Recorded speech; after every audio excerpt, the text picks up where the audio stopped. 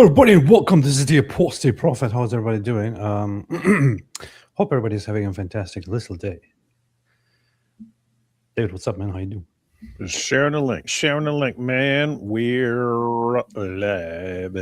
You know, when I ask you how you're doing, you're not supposed to literally answer with whatever you're doing. You're just supposed to say good.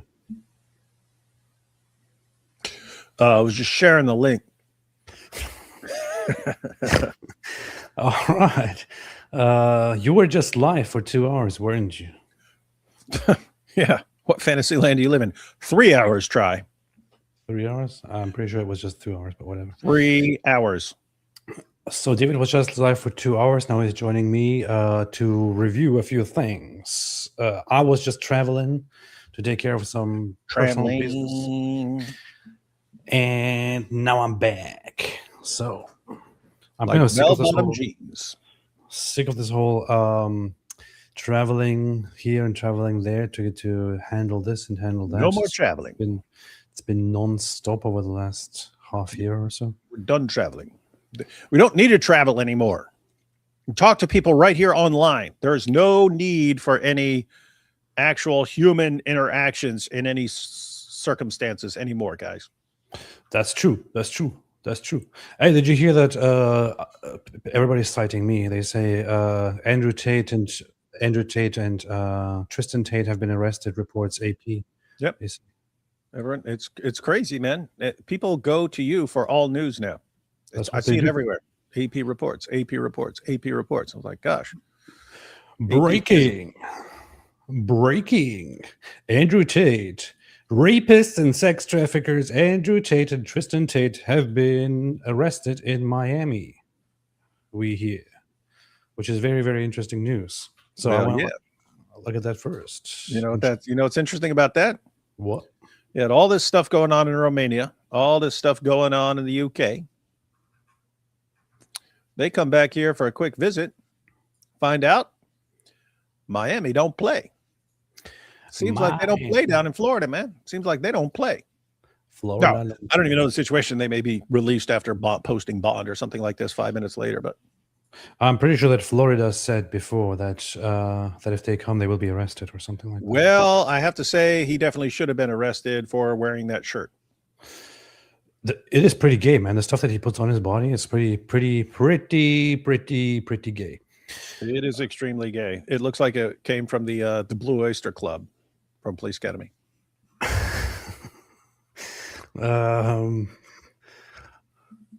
That's funny because I'm a big fan of that kind of comedy. You ever see the Blues? You know what I'm talking about? The Blue Oyster Club? No, I've seen the Police Academy. I remember the song. Every time people walked in, it was the same song.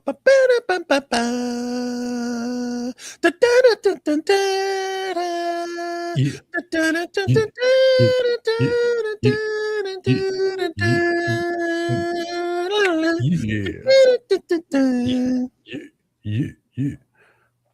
I just saw recently Andrew Tate was wearing some shirt in a casino. I saw that too.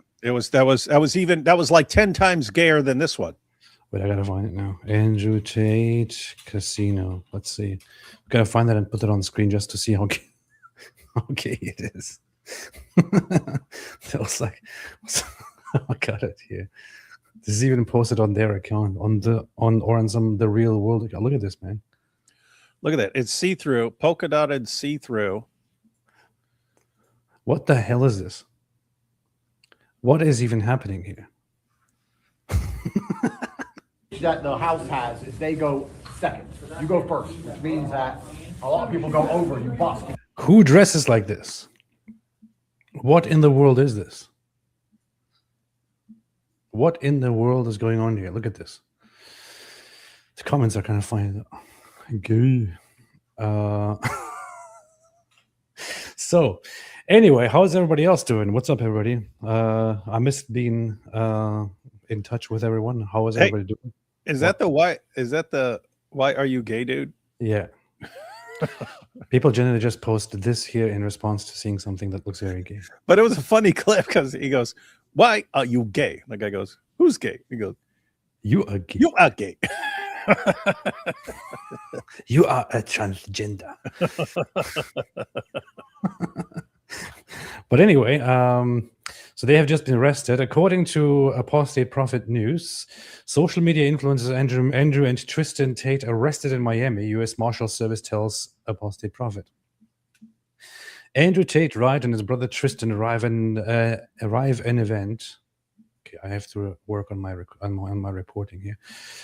Influencer brothers were arrested by federal authorities Saturday in Miami, according to the U.S. Marshal Service. Brady McCarran, a spokesperson for the Marshal Service, told the Associated Press, that is actually Apostate Prophet, that the warrant was sealed. British prosecutors announced late Saturday that they were seeking the extradition of the brothers on rape and sex trafficking charges. The offenses are alleged to have occurred between July 2010 and August 2017, the Crown Prosecution Service said in a statement. The brothers, well, this clearly shows that Andrew has not really converted to Islam. Otherwise, Britain would never go after him for being a rapist and sex trafficker. The brothers' proponents of hypermasculinity, who have millions of followers on social media, are dual US and British citizens who moved to Romania in 2016. They were arrested there in 2022, accused of participating in schemes to lure women for sexual exploitation. They denied those allegations, and the case didn't go forward because of legal and procedural irregularities.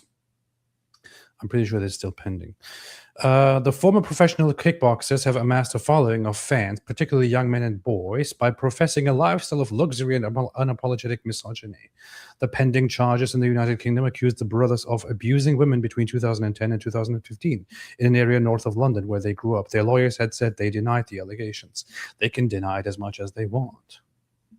They can deny it as much as they want. But what if they say, Wallahi, I am innocent? Then Britain will say, oh, all right, mate, we didn't want to be Islamophobic, mate. Yes, the criminal investigations against Andrew Tate and Tristan Tate in Romania are also still ongoing. Due to many irregularities and complications, it has been stalled and reviewed and so on. The travel restrictions have been lifted for now due to conclusion that they pose no current threat. But organized criminal criminal group, human trafficking and money laundering, and charges of rape in Romania are still pending and still ongoing. So that is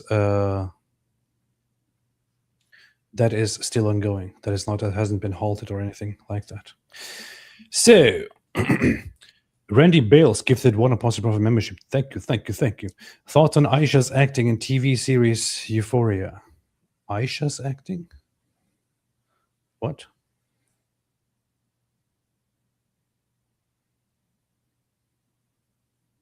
I don't know what you're talking about, honestly. Dawa Troll, Paul, you always make these vague super chats, and then I have to figure out what you're talking about. Then you have to make additional super chats. Is this a trick? Is this what you do all the time, or do I just not know? I do not know. I saw Mike Winger is going to be the next David Wood. Mike Winger is already David Wood. What's wrong with you? You should know this by now. Going to give more powerful Winger arguments. Don't tell David. How are you guys? Thank you. Yeah, he did say that. He's like, with all these Muslim guys attacking Christians, I think I'm going to have to jump into this whole apologetics dealing with Islam thing. It's like, yeah. The thing is, he went hardcore, man. It's just suddenly Mike Winger is attacking Islam. Really? What is this?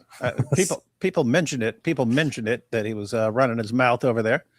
So he started. Wait a minute. When was that? When did he start? When did he first start? Let me see. When was this? Okay. Here. Whoa, that's lots of stuff. I know he has made what the heck posts about Islam. So I think it started with, at first he shared the other Mike's GoFundMe fundraiser, Michael Jones, Inspiring Philosophy. Thanks to everybody who has contributed to that, by the way. Absolutely. They are enraged. Malik's even trying to get it taken down and stuff like that. He's posting his screenshots of his whining to GoFundMe. It's like, it's hilarious because he's the one who caused it. So if GoFundMe like investigates and is like, can you verify that you were actually threatened? We have people saying that it's all a scam. Well, yeah, I can show you all these clips from the guy who complained to you,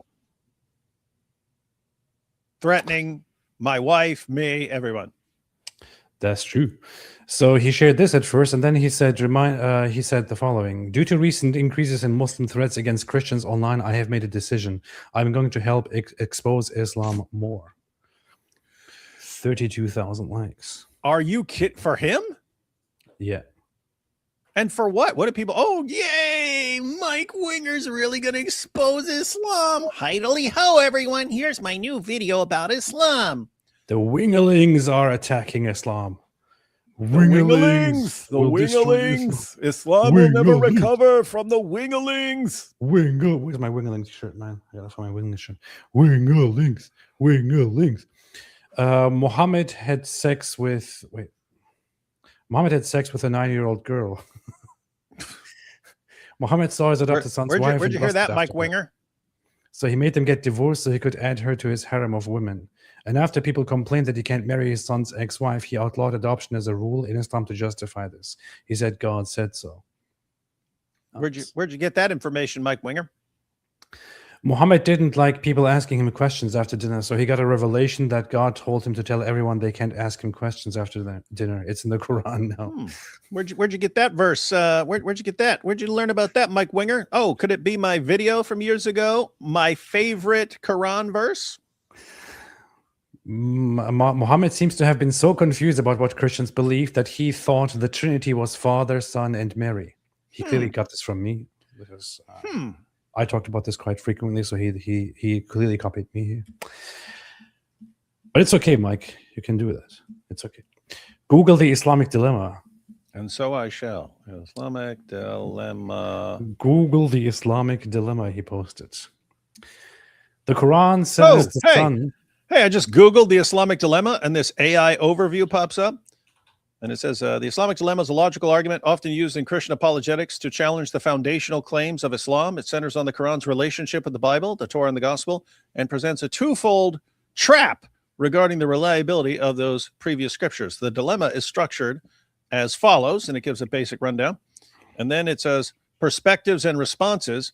The argument is a subject of ongoing debate between Christian apologists and Muslim scholars, with different sides offering different solutions. The Christian apologist view. Prominent apologists like David Wood argue that Islam is logically impossible because the Quran forces Muslims into a corner. If Muslims claim the Bible is altered, they undermine the Quran's own verses, which command people to listen to the scriptures available in the 7th century. Only mentions one person by name here. David Wood. David Wood is the one who proposes to... I don't know. I just Googled it, and for me, it doesn't mention any name at all. Did you look at the AI? Yes.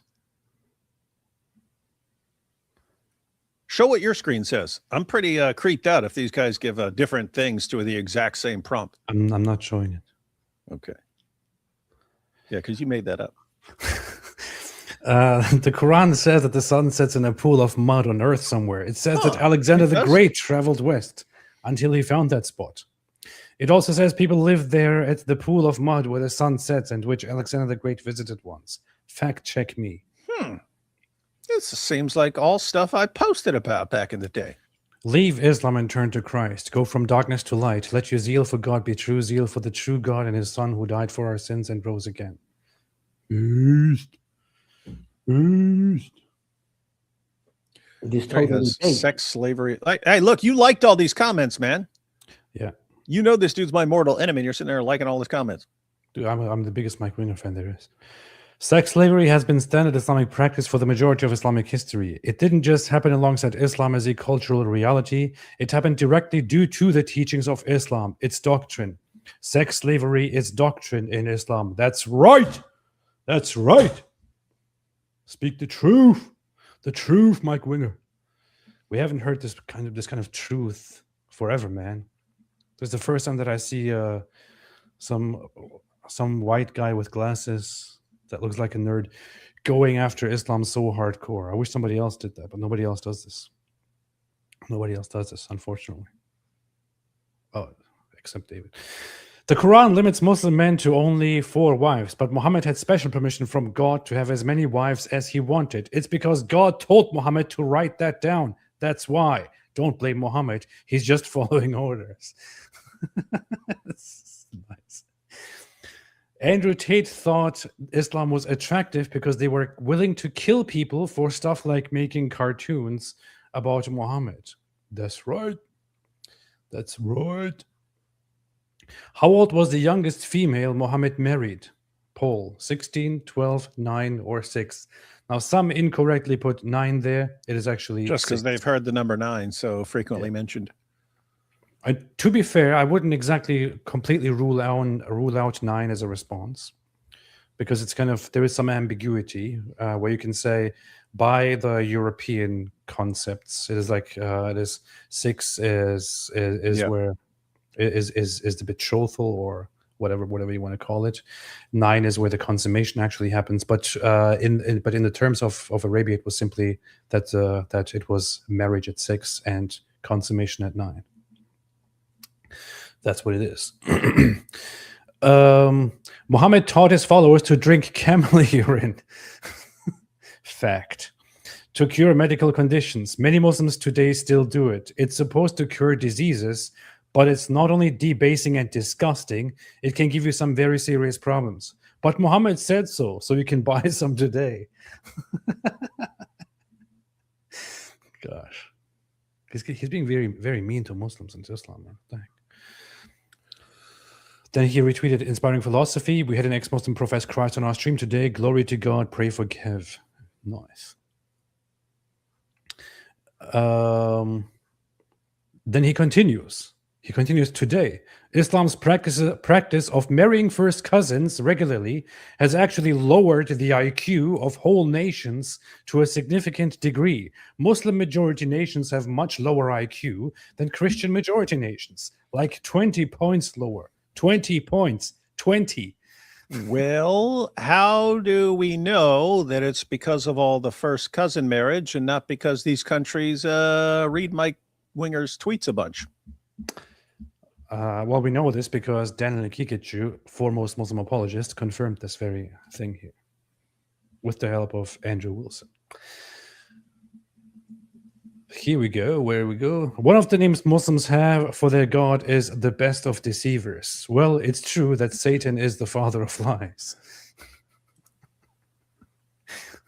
I don't think he's letting go, man. I was told by Muslims that the proof that the Quran is from God is that it's the most beautifully written book ever. I read the Quran. It was poorly written.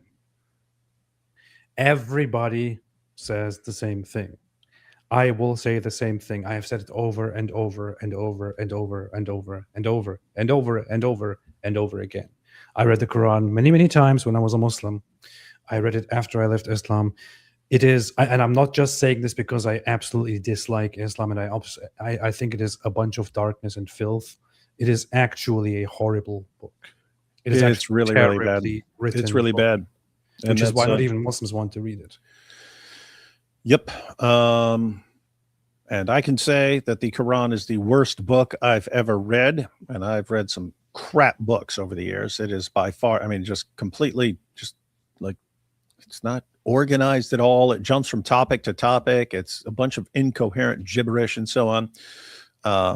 Anthony Flew, one of the great skeptics of the 20th century, was asked his view. He was asked to compare the Quran and the Bible because he didn't believe in either one. He said, the Bible is an amazing work of literature, which everyone, including atheists, need to be familiar with. He said, to read the Quran is to do penance. And he's right. That's right. To read the Quran is to do penance. That's right. But what the heck's Mike Winger got? Hey, look at this barely literate dude. Look at Mike Winger. Says, I read the Quran. It was poorly written. Then they told me only on Arabic can I see the beauty. Only on Arabic? You mean only in Arabic? He's talking about, I mean, he's making fun of the Quran for being poorly written, and then he's a poor writer. It is acceptable to say on Arabic, David. That's called hypocrisy. No one says on Arabic. Well, you can say on atheism or on Christianity, on Islam. You don't say read this on English. Says who? Any sane non-moron in the world. You can modify things, and you can use on here in this case. It might not be the most conventional way to write it, but you can totally say it and write it. Okay, so you heard it here, folks. According to the expert in the English language, the Turk, that we can't even understand most of the time because his ridiculous accent. But anytime you're using the word in, you can just use on. So I can say I'm going on the house, and that'll make as much sense as I'm going in the house. Where are you going? I'm going in the house. Oh yeah, you could say that I'm going on the house. That'll mean the same thing, according to Mike Winger and AP. Well, if Mike Winger said something, it cannot be incorrect. So, in your face. Then they told me only on Arabic can I see the beauty. No, this isn't a translation issue. It's just poorly written. Why did he delete his post? He quoted somebody. Random Abdul says, Grok, New Testament versus Quran. Which book is more closer and verifiable to its original source, and which book has got updates? The person deleted his post. Interesting.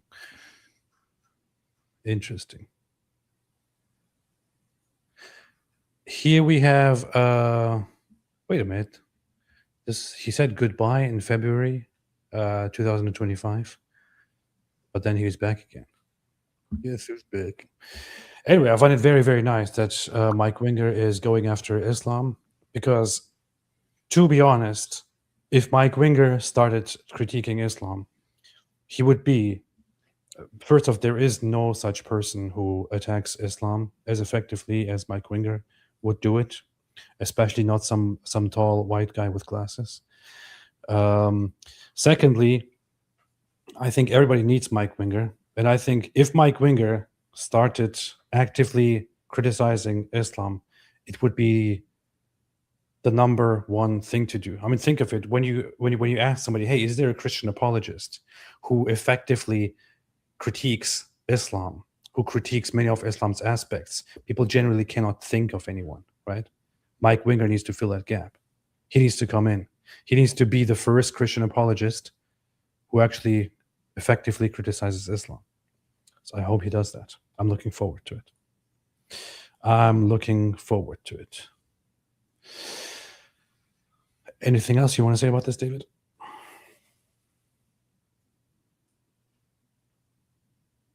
But this is not a time to sleep. We're live. Mike Winger is the final boss, says Ace. This is true. The legendary Mike Winger. AP Junior threatened to kill an ex-Muslim on X space live for Islam critique. I know, I got it right here. Wait a minute. Let's listen. Oh, is that why his account did he take down his account, or did he get kicked off? He might have taken it down after realizing his mistake, because he might get permanently banned for this with no way to retrieve it. Or he might have been banned, actually. I don't really know. I haven't really followed it. Remember that. You just declared yourself as the enemy of Islam. I would kill you over what you just said. You know that? Go ahead, fucking try I would it, cut bitch. your fucking neck off if you insult Aisha and Abu Bakr like Tell me that. who you are. Settle down. You realize that? Yeah. This is Junior, the famous Junior, the best. I can't say it with a straight face. He is the best. The worst. Probably one of the worst debaters of all time. He's saying to somebody, because they insulted Islam, I will cut your neck off. I'll kill you. You just declared yourself as the enemy of Islam. We are all enemies of Islam, Junior. Calm down. We're all enemies of Islam. That person is not special.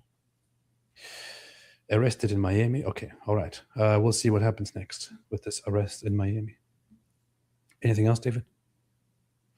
Let me take a few super chats before we have a look at Nick Matau and his dealings with Islam.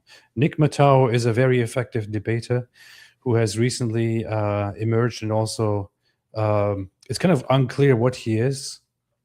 I was supposed to debate Junior with him together, but then that kind of didn't happen. But to my knowledge, he is an atheist, agnostic, something, I think. But he primarily comments on geopolitics, on America, on Israel, on Iran, and things like that. And he, during a live stream of his, the Muslims, Korra and some others together, decided to jump in and debate him. Lots of people messaged us about this, so we'll have a look at that. But before we do that, I would like to take a few super chats here. Sir White Meat said, AP, get a bodyguard and name him Acid Protection. Yeah, that sounds like a very nice idea. Ida goes and Ida said, what's up? What's up, Ida? Seth Below, 2CTV relocated to Florida. More collaboration? That's a good question. I was in touch with him a long time ago, and we said we would do that when he's in Florida. But I haven't checked in with him recently. I will probably do that. I know that he was going to do that. I'll talk to him about it sometime. Lies destroy lives. According to Jesus, people show their love for God by loving the people God loves, which is all people. Ada Baby Dean says, judging by that shirt, they got arrested on purpose. He will love prison. So you're saying he's gay and he wants to get banged in prison. It's pretty messed up. Lies destroy lives. Muslim women do to their daughters. I suffered and I survived. So you have too. Their religion makes their hearts hard. That's what it does. That's what it do. Paul, look at the TV cast for Euphoria. Trust me. Okay.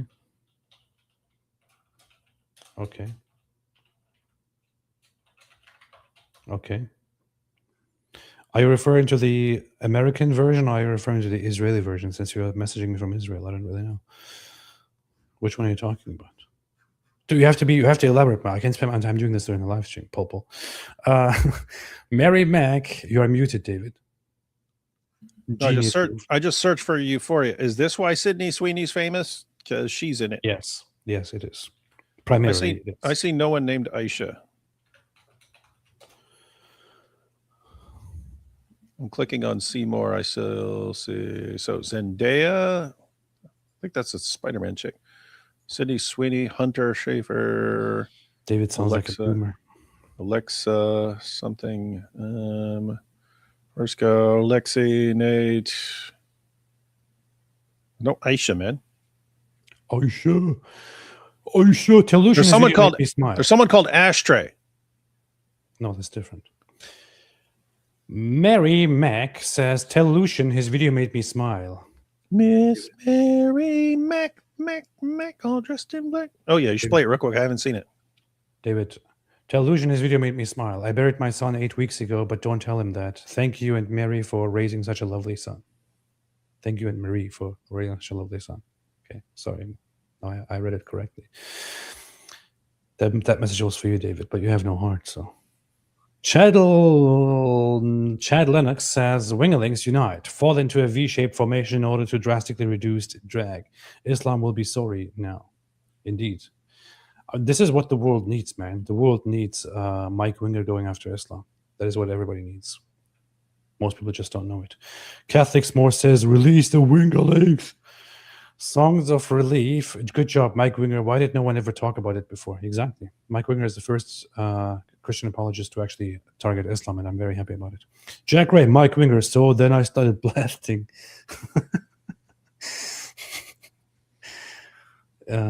Jack Ray gifted 10 memberships. That's very based, Jack Ray. It is totally based. Thank you for imprisoning 10 people into this cult. Stephen M. Pardon the interruption, but the Tater was just arrested in Florida. We know. We know.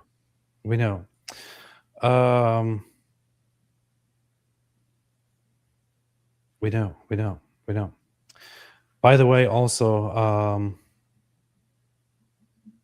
Mary Mac, sorry for your loss. And sorry I didn't pay attention to that closely. Real Dihya Al-Kalbi says, Winger is kind of cute, but I'm faithful to my man. This is real Dihya Al-Kalbi. Dawachul, read this super chat on English. Dude, this is a perfectly okay use of the word of the word on. What's wrong with you? Sivako made a resolution to read the Quran front to back in 2026, so no one can say I don't know Islam when I criticize it. Can confirm it's torture. I wish you good luck. Did you actually do this? Are you still in the process of it? Did it fail? It's a terrible thing. I want to be very honest. I'm trying to think of books that I read that are actually terrible. When I think of books that I read that are actually terrible, it was from jail where you're in a cell or in a block and they would bring like a book cart around and you just have to kind of pick a book off the book cart if you want something to read. And some of those books were like just not good. They're like crap fiction books and so on. Some of those were terrible in that there's no point to them. Like, I mean, there's a story, but it's just, you're not learning anything. It's not important information, but also it's not a well-told story and it's not well written. So I can think of crap books like that. The Quran's worse, man. The Quran's worse. It's just a worse book. Some people say that the Book of Mormon is a terrible book to read, but I don't believe it. I haven't read it myself, although I have it because I picked it up from some hotel. But I do not believe that it is as bad as the Quran. I just can't buy that. Considering that it is a Western book, a Western product, by some guy who clearly had severe problems, but who still had some skills. I still don't believe it is as bad. Maybe I will read it one day and then I will make my judgment about it. But the Quran is the only book that I can think of. I'm very, very serious, man. I'm very serious. It was at a hotel. Yes, it was in Utah, because when I went to Utah to stay there, it was in the hotel room and it explicitly say, feel free to take. That's why I took it. So that was the Book of Mormon, not the Quran. I'm absolutely serious. I can't think of a single book where I actually thought, wow, this is an absolutely horribly written book. It might be because usually when I do read books or did read books, it is usually that I pick a very specific book to read that is of great value. So I haven't encountered random terrible books. I don't know. But the Quran is a genuinely terribly written book. If you don't believe me, please pick it up. This has been my advice forever. I would tell anybody, if you're somewhat interested in Islam, if you somehow are curious about Islam, especially if you want to counter Islam, if you are curious why people want to defend this religion, it is my genuine suggestion: read the Quran. It is an incredibly stupid book. It is disjointed. It is ridiculous. It is absolutely ridiculous. It is repetitive. There is no proper point to it. There is nothing to really follow. It jumps from one topic to another topic, back to the other topic, back to a completely unrelated topic, and so on. It is a ridiculously stupid book. And no excuse really works. Oh, in the original language. I'm sorry, there is no book in any language that we cannot somehow translate and make it readable the way it is in its original language. Sure, it will lose some of its intention, some of its quality, some of whatever it is during a translation. But still, we have ancient books that are beautiful, that you can translate and that become quite readable and quite easy to follow and to appreciate. You can't do it with the Quran. It is a stupid, ridiculous book. It is even an insult to call it a book, I would say. Yeah, my biggest concern, because keep in mind, back when D. Wood was getting started, there were not a lot of people who wanted to deal with Islam. And so it was cool over the years that more and more people became interested in talking about Islam. More and more Christians got interested in exposing Islam and preaching the gospel to Muslims and so on. But my biggest concern over the years was not that these people were going to be threatened if they start exposing Islam. My biggest concern was everyone seemed to have the same mentality, because they would message me and they would say, hey, David, I have a heart for Muslims, and I'd like to do evangelism, and I'd like to do this and that. And so I'm going to start reading the Quran. I'm like, oh no. Going to start reading the Quran so I know my stuff. Oh no. And that was a disaster, because everyone would give up halfway through Surah 2. They couldn't do it. They couldn't finish reading. They couldn't get through Surah 2. It was so mind-numbingly stupid and boring that they would give up. So I had to start telling people, look, do not read the Quran. Oh, you thief thing, don't read the Quran because it's so powerful. Yeah, it's a powerful deterrent to learn about Islam because it's painful to read. And so I had to start telling people, don't just read the Quran. You're going to give up halfway through Surah 2, and then you're going to think you can't talk about Islam because you don't know about Islam. Study topically, pick a topic, read, find the verses on that topic. It's the only way. And then like 4 or 5 years later, if you really want to just sit down to read through the Quran just so you can say you've read the entire Quran, go ahead and do that. But it sucks. It's a terrible book. It's the worst book ever. And whoever wrote it sucks. You're just saying that because you hate Islam, man. What's wrong with you? So Ash says, to be fair, most religious literature outside of Christianity is kind of crap. Whoa, Ash Mays out here. And then all of a sudden, the Bhagavad Gita catching strays. Tripitaka out here catching strays. What do they do to you, Ash Mays? Huh? Well, first off, thanks to Ash Mays, big celebrity for being here and making us making it just a chat. Just a chat. But the Humanist Manifesto, catching strays. And there are quite some books. The God Delusion, catching strays. There are quite some books that are non-Christian religious books that I wouldn't call crap or terrible. Yeah, as much as they might be wrong, I would say I read the Bhagavad Gita, and it is actually a nice book. It is a nice book that actually makes you think about your purpose in life and all that. It's actually pretty good. Okay, to be fair, you said most. So Kama Sutra out here catching stray.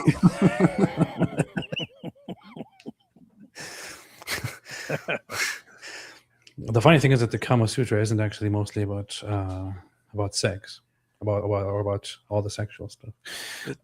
Change this episode's name to Catching Strays. Thanks to Ash Mays, he just declared war on all religion, all religious literature. Yeah, so some of the books out there can be pretty good, but yeah, to be fair, you said most. So, but yeah, the Quran is terrible. No, I would say that the Quran is uniquely terrible. The Quran is uniquely terrible. Mm-hmm. It is absolutely uniquely terrible. Anyway, let us continue. Hello all. AP, when you were a Muslim reading the Quran, did you ever truly believe that it was the word of God, or did you read it and was like, WTF? I did believe it. I mean, to be fair, when I was a Muslim and I sat down and read the Quran the first and second times, I genuinely did believe it. I mean, you know how it is. It's not like I sat down there and I was like, wow, look at this. This is definitely the word of Allah. I believe that it is the word of Allah to begin with, which is why I sat down and read it and had utmost reverence and respect for it and acknowledged that it is the word of Allah, which is a problem because that made me struggle. Because on the one hand, I think, I'm taught that that this is the perfect revealed word of Allah. On the other hand, I'm reading it and it's really stupid.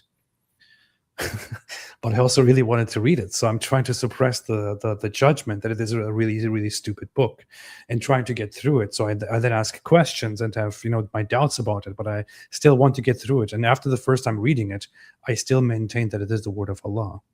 I just thought I must be the problem.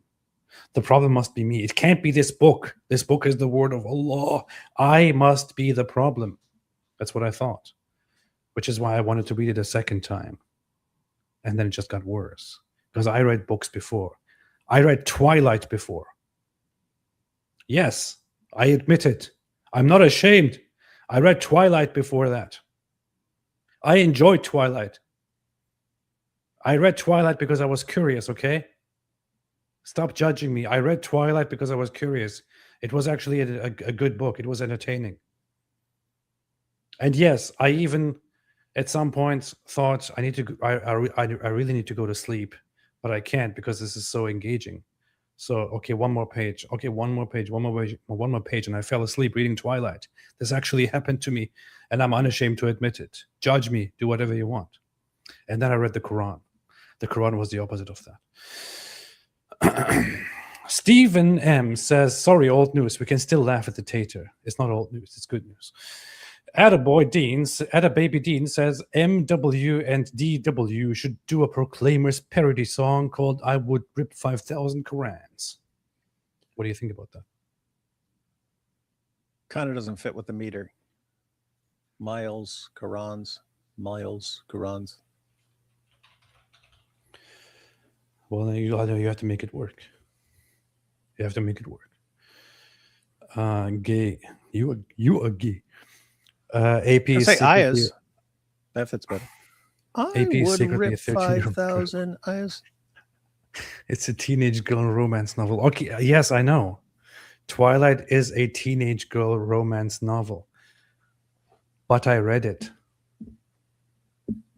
And I have no regrets. I admit it. I read it. And it was significantly better than the Quran. Unsubscribed.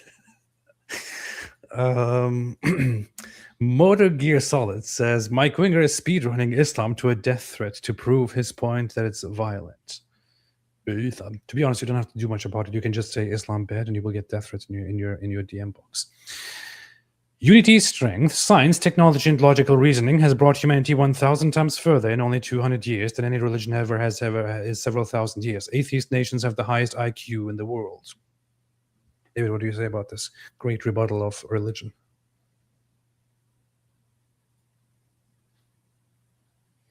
What atheist nations? What atheist nations? What atheist nations are you talking about? Which atheist nations are you talking about? Is that all you're going to say? I'm asking which atheist nations this person is talking to. There are no really atheist nations except some. That's why I'm wondering what atheist nations this person's talking about. To be fair, you could describe China as an atheist nation. Okay. Is that what this person is talking about? China? How about China? How about China, David? And what about all the science, technology, and logical reasoning that brought humanity hold on. In 2,200 years than any religion has ever. Wait, you're calling China? You're calling China an atheist nation, and that's where the church is blowing up extremely rapidly to the point where I think in a couple decades, China's going to have the biggest Christian population in the world. You're saying that these are the really big brain Chinese? What about the beautiful, powerful, and happy nation of North Korea? Oh, yeah. What are you going to say Super about high that? IQs there. I'm noticing, based on the countries you're picking, they seem to be making these atheists, super big brain atheists, seem to be making some pretty crap countries where no one wants to live.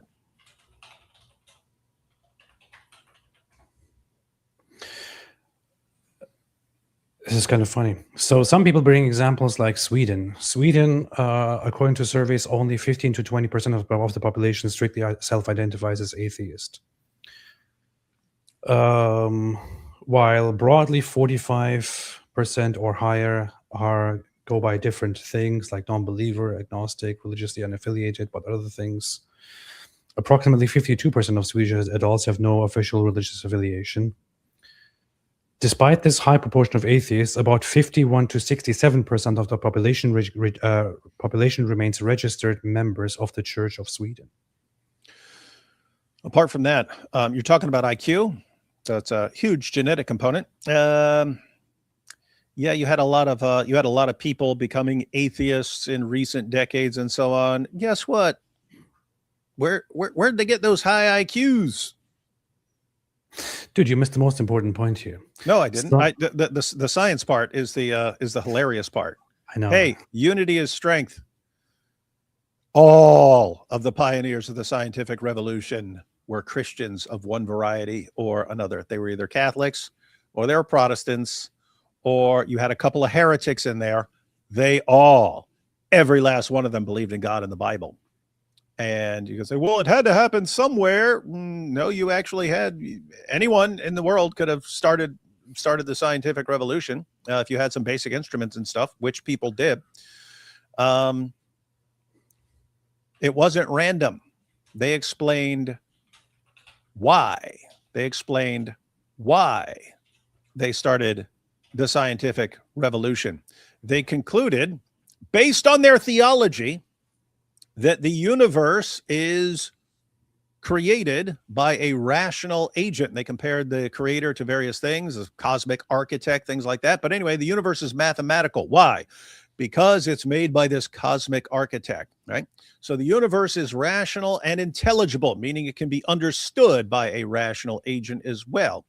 They believed that. They also believed that human beings are created in the image of God, and that therefore they are the kinds of beings that could figure these things out. And three, they regarded it as a form of worship, right? Like they're viewing, hey, if we go and understand the universe, then we're understanding how God does things and we're learning more about God. They viewed this as a kind of worship.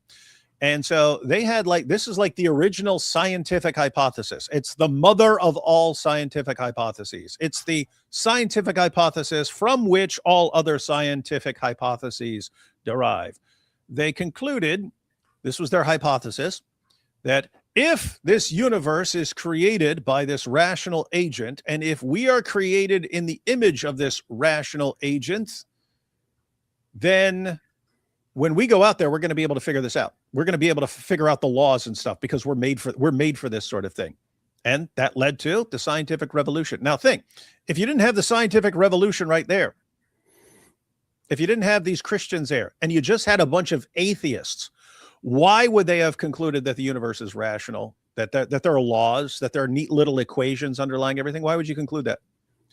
Answer, you would never in a million years conclude that. There's no reason to think that if I drop this Sharpie, it's going to actually follow a little equation. Why? It's a mindless thing. Why would it be following an equation, right?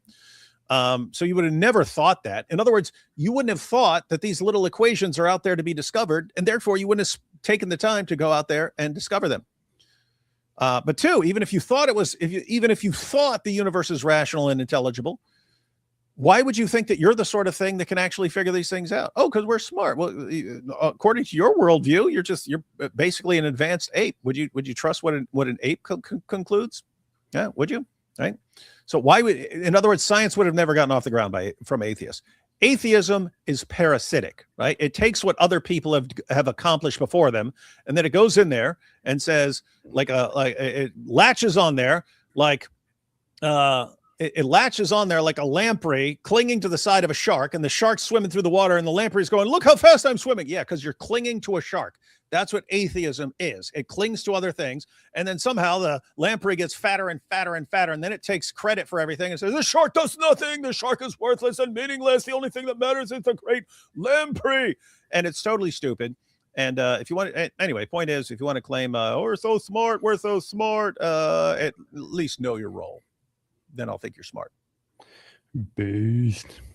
I also want to point out something very, very funny here. Your profile name is Unity is Strength.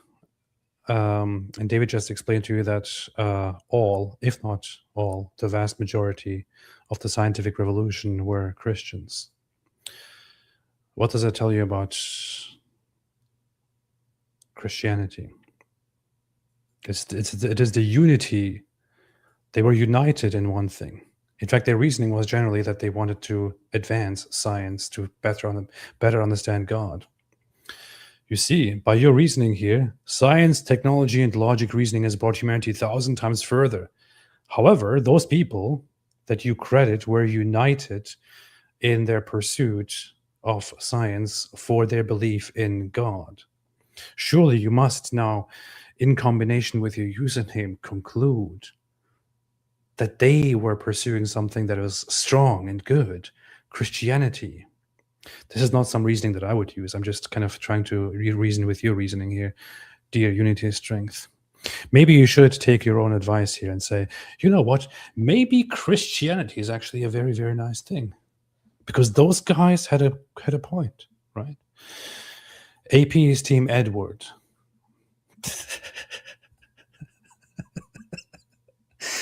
That's pretty messed up. David doesn't know what that is. Charles Daniel Zerino says, hey AP, if you are stuck in a prison and a warden would give you a choice between Quran and Mein Kampf, what would you choose to gain freedom? I would choose Mein Kampf, of course. What are you talking about?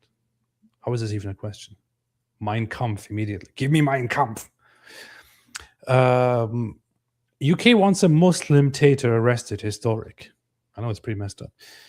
Quite Islamophobic. To be honest, Dr. David Wood and Mike Winger are very hard to tell apart. Didn't Anthony Flew become a Christian? David Wood and Mike Winger are indeed very difficult to tell apart. No, as far as I know, Anthony Flew didn't become a Christian. He became a kind of theist.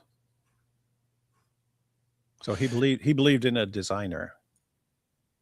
By the way, since we talked about China earlier, and some people put this very insulting, reminded of this very, very insulting meme of the leader of China. I must say that you should never ever share pictures like this online, because China really doesn't like it.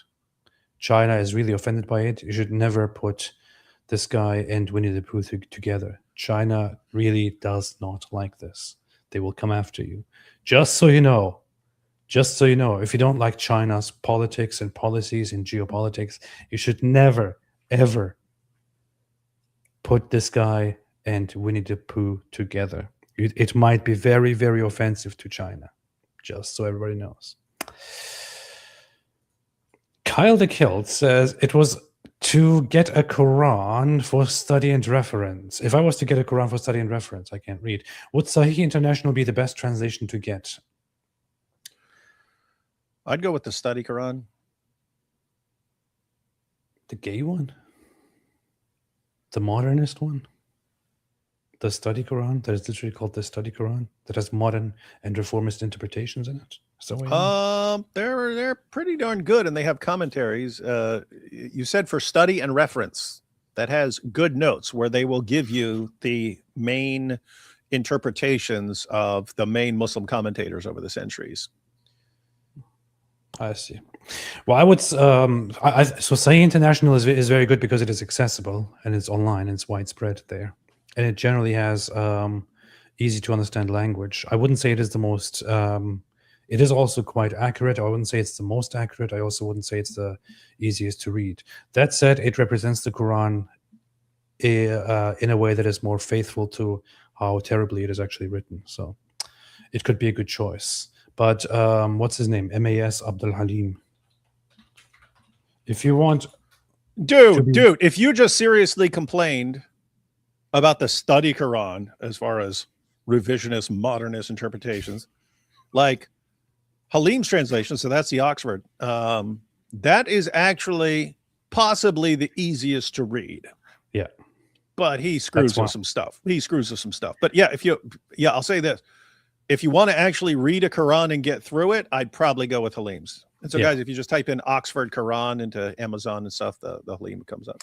His Quran is actually easier to follow because he corrupts, because he transforms the readability, he makes it more readable, but it's not necessarily an accurate representation of how the Quran is supposed to be read.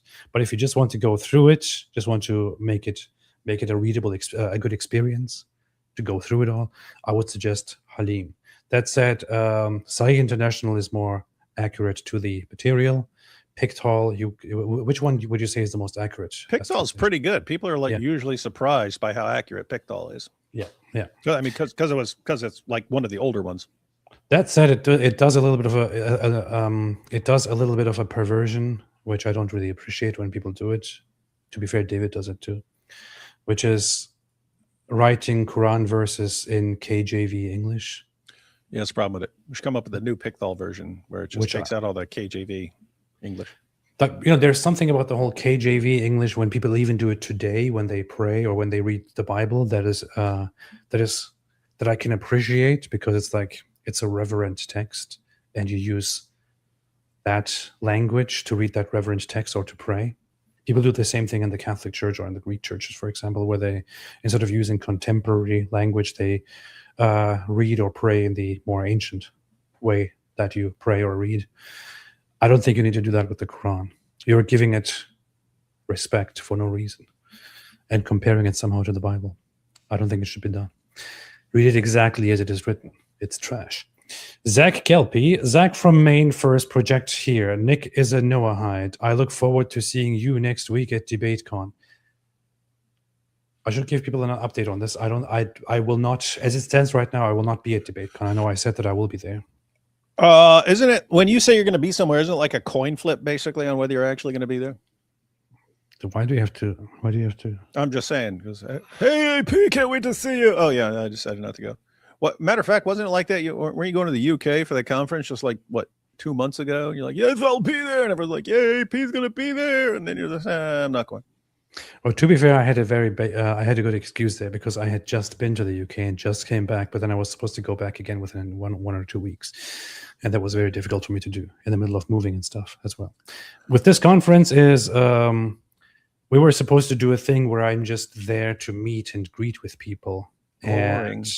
and James wanted to have me possibly jump in for a debate because I rejected most of the debates, but he said maybe if I need somebody, would you fill in? I said, yeah, sure, why not? And as it seems right now, I don't think it's going to happen. And I just traveled a lot, bigly. I talked with James about it, and I think we decided to skip for now.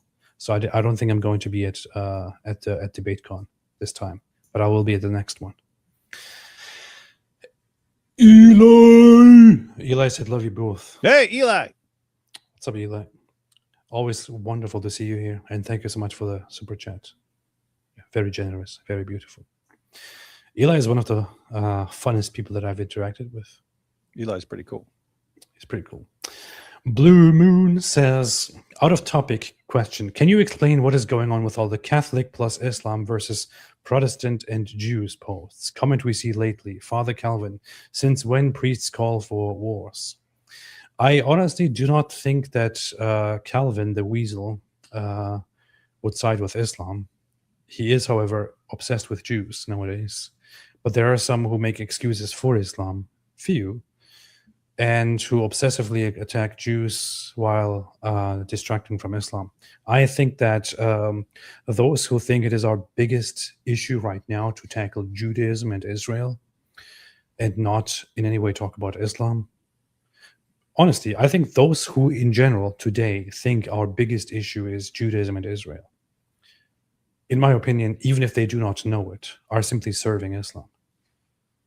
Our biggest issue, no doubt, is Islam. If you want to deal with a different religion, if you want to deal with different entities, that is what you should be focusing on. If you think, no, we should all be focusing on Jews and Israel, you're basically just doing Islam's dirty work for them. Hey, yo. What? When it was mentioned in the last live stream that Andrew Tate was arrested, I went to the AP article and it said, I kind of skipped around, so I don't know if they said it, but I said the warrant is sealed, so I couldn't give details on it. But Milk Bar here says Andrew and Tristan Tate are in federal custody in America to reportedly be extradited to the UK to face criminal charges, including for sex trafficking and grape. So apparently, because I mean, the Tate brothers have done stuff here in the US as well, like screwed up stuff. But if Milk Bar's right, and he's usually right, it's they're arresting him to take him to the UK to face charges. No, that's the reporting actually. UK seeks Miami arrests them as UK seeks extradition over rape case. I think they were specifically arrested for the extradition to the UK. Okay, so not just arrested, but afterwards you're going to be extradited too. It's specifically, hey, they want you, so we're arresting you here and sending you over there. I think the US also has certain things going on, but I don't know if they actually press charges. But I think right now they are arresting them to send them over to the UK, and the UK will then start their case, which would be good because in the UK there are multiple very firmly established cases of rape and sex trafficking for Andrew Tate. I know about the ones about Andrew Tate in the UK, possibly also for Tristan Tate. Definitely sex trafficking. I'm not sure about the rape. So I hope this is the first time that Britain actually cracks down on Muslim rapists and sex traffickers. Soldier of Christ says, David Wood, don't say anything. but blink twice if Mike Winger is your hero. I'll say whatever I want. He's not my hero. He's a total loser. He blinked twice. David just blinked twice. Dude, we can all play it back and see. I didn't blink twice. I blinked like 20 times. He just blinked twice in the time that he finished what he was saying. David is a wingling. Man. Adamo 12 says, Urban Dictionary definition of Tate, potato head. Baz the Dark Horse. Now that Mike is going after Islam, perhaps he will leave the Klingons alone for a while. Bookworm. David with friends like AP. Who needs enemies? Just kidding. God bless you all. God bless you too. Obedience is key says, I get the feeling many of us have turned away from God. I believe the world is more in a bad place because of this. God bless you, AP and David. I have nothing to add. Dude, why the 30 super chats left? What the heck? My plan was talk for like 3.5 hours. Dude, we're almost an hour and a half into this review of this Nick Matau debate, and we still don't even. Dude, my plan was literally to just go through the super chats that I have in front of me and then to look at the video. And now I see 30 more super chats. To be fair, that has happened to me repeatedly where I'll be starting a show and I'll be like, oh, let's take these first 5 super chats. But as I'm reading those, like a bunch more come in and then spend the next half hour going through super chats. Yeah. I mean, I really appreciate the super chats, but I can't do my job. Okay. Yeah, you're slowing down an already very slow person. That's pretty messed up.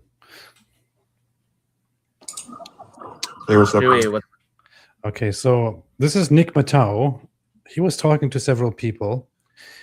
The first who came in to his live stream is Korra.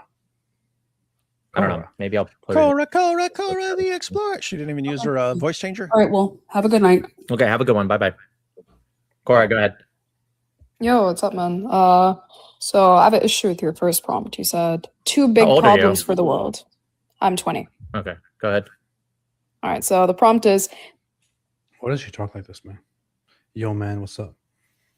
What were his prompts? I want to hear his prompts. When did he give his prompts? You too. Welcome. hey, hi, man. Mia Carlani, stay away from Evelyn. Are they listed? Unlocked, and it's not going to be the last. Bring up Korra the Tamey. Don't run. Who? What? Bring up Korra the Tamey. Don't run. Don't act like you didn't hear me. I have no idea who you're talking about or what. I would for that I wouldn't even bring it up when you're running. I would have been like, no, I'm not bringing it up if you're going to talk like that. This is the funniest thing to me, man. Muslims think they own the world.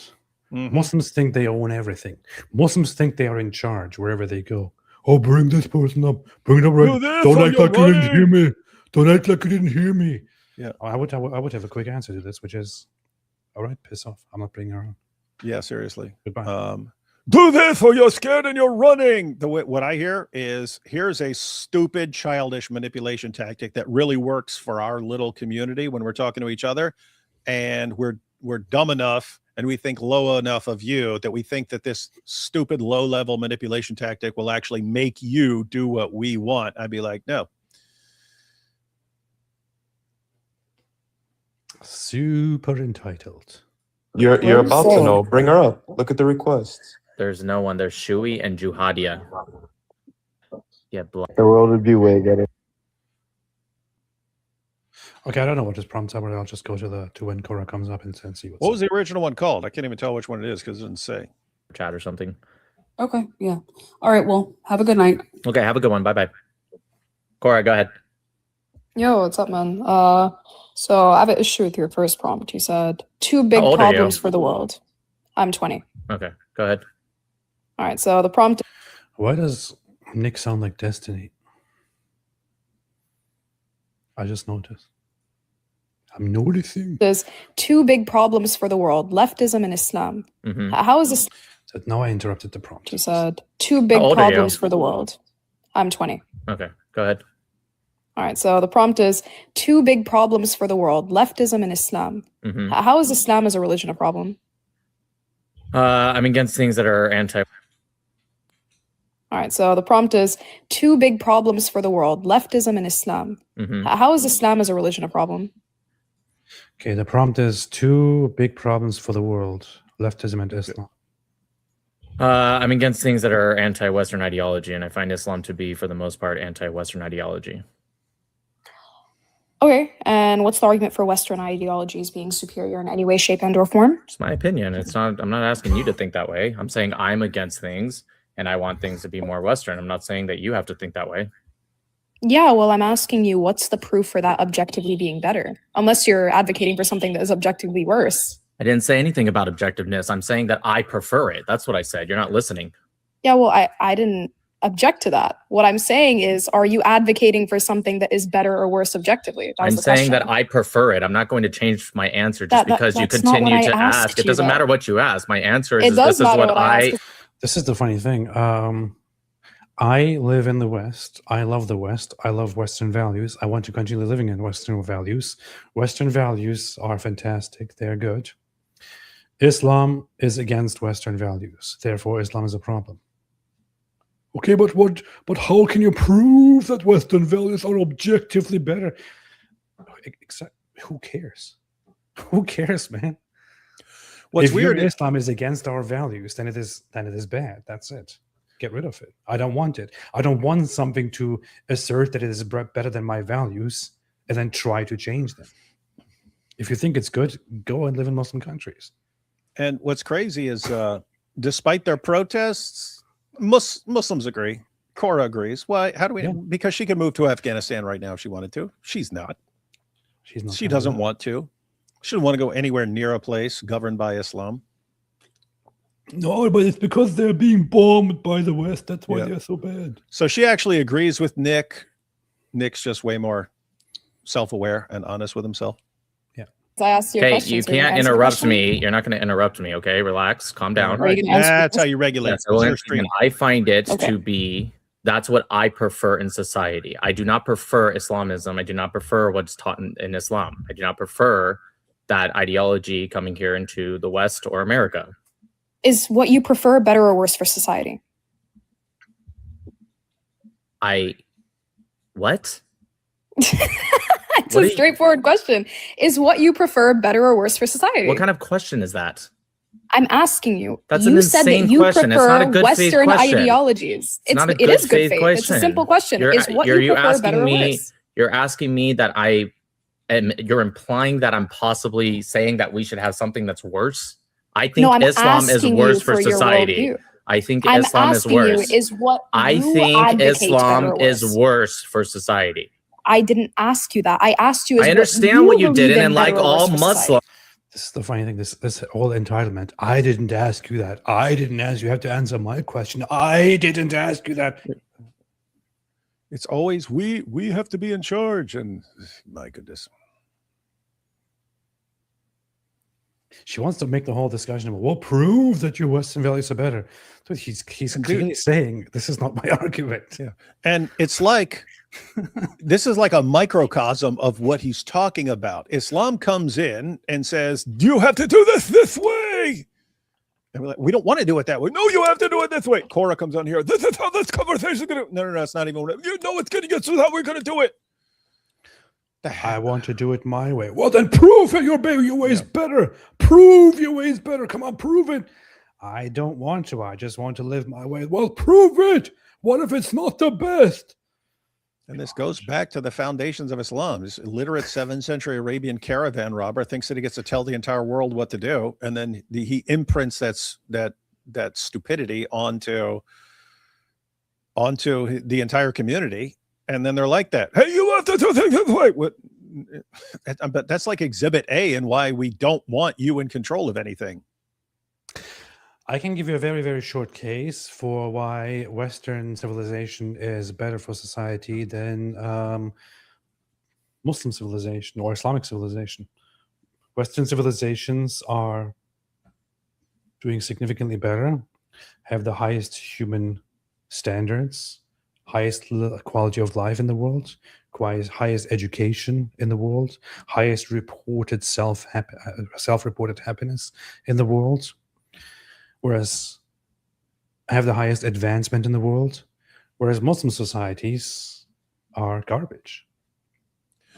Yeah, they suck. They suck. So much that even Muslims themselves want to come and live in Western countries. The only countries that you could argue are quite well off among Muslim countries are the oil-rich countries, because they can just lean back, and sell their oil, and then invite immigrants to make them work for them.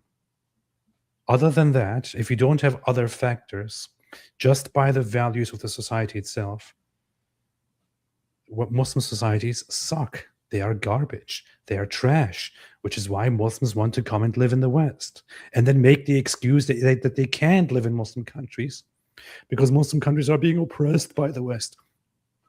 There are lots of Muslim countries that you can go and live in that have never been touched by the West, that have never been bothered by the West, that the West hasn't attacked or fought with in any way, shape, or form, as she likes to say it, within the last 100 years. There are lots of Muslim countries that don't have direct conflict with the West. You can go to Indonesia and live there. You can go to Malaysia and live there. You can go to some other garbage Muslim countries and live there. You can there's literally no excuse to this at all.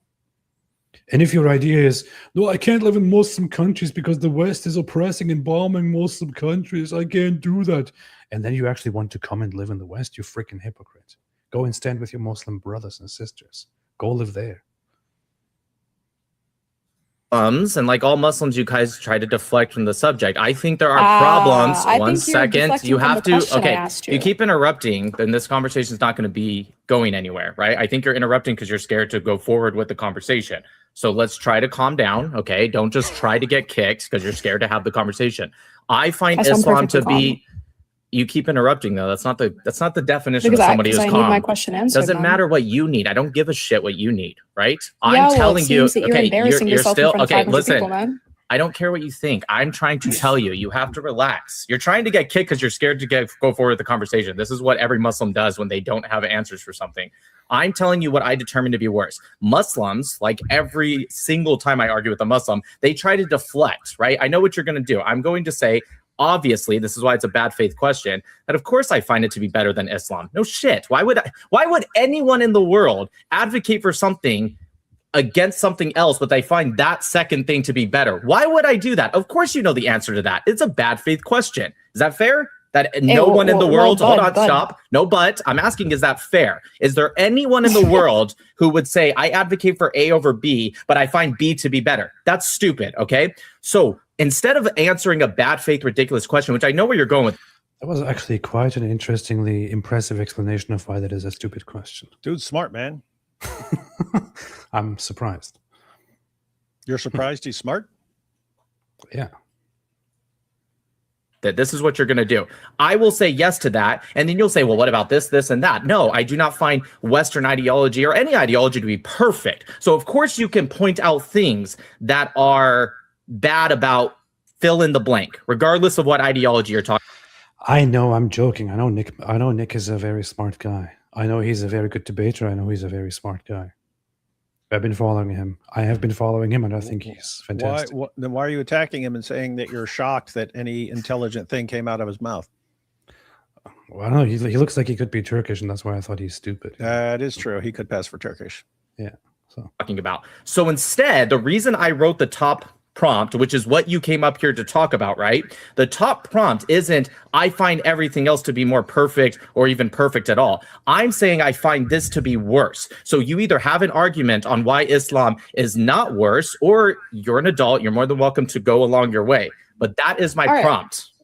All right, perfect. But you didn't answer my question. My question is not, is Western values better than Islam? You can ask it again. You're going to ask it again. You can ask it again, and I'm going to answer. I'm going to answer the exact same way. I'm going to answer the exact same way. Feel free to ask the question again. I promise you, everything's going to be answered. Stop. You can ask the question one more. Okay, listen, just calm down. You can ask the question again, and I promise you I'm going to answer it the exact same way. I know the Muslim tricks. I understand what you're trying to do.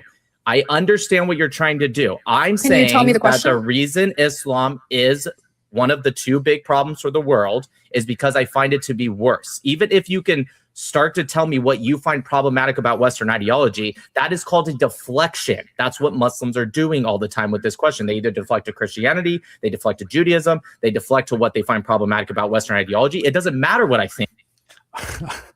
I just love that he doesn't give them at all what they want to do to people, what they want from people.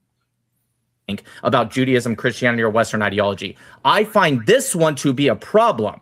That's my claim. As you can read, I assume, unlike your prophet. Go ahead. Oh, Muhammad out here catching strays now. First we had Ash Mays attack all religions and insult all religions. And now we've got this guy talking trash about Muhammad not being able to read.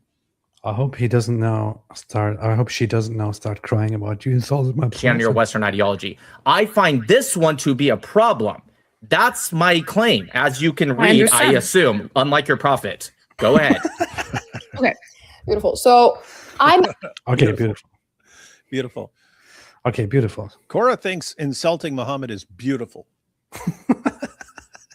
Asking you, why is Islam worse for society? That's not what you asked. Answer that question? Not what you asked. That's no, not at all what you asked. I'm asking you that right now. I didn't say I asked you. Past you tense. said. This is what happens when you're illiterate. I'm asking you is it a problem to be illiterate? That's interesting. Is that Is that a problem to be illiterate? No, it's not a problem. Oh, okay, gotcha. Okay, gotcha. Because your prophet was illiterate. I'm just making sure. I'm just making sure, you know? You said that's what happens when you're illiterate, which is the biggest irony, which is the biggest irony from a Muslim to call something illiterate, okay? So you weren't asking, I will. So just want to make something very clear. You were not asking that at all. You never asked that. You are now. Yeah, she did say, I'm going to ask my question again, but then she asked a completely different question. Now finally asking that. So to answer your question, what I find to be problematic with Islam is the things that are taught in the Quran and in Sunnah. Okay, give me an example of something. I think it's contradictory, and I think those contradictions of people, they will utilize that to try to change a society in the West specifically. I asked you an example from the Quran and the Sunnah, according to you. Can you give me an example from the Quran? Quran. Can you give me an example? When they have white accents until they say Quran. Can you give me an example? He's funny, man. I find problematic. Within the Quran, yes. What about Sunnah? Oh, yeah, Sunnah too. Yeah, man. Okay, give me an example. To make sure. I think it's subversion of women, Jews, Christians, even polytheists, people that are kafir. I find that to be problematic. Wait, so the concept of people not being believers is problematic? Yeah, that's what he said, Korra.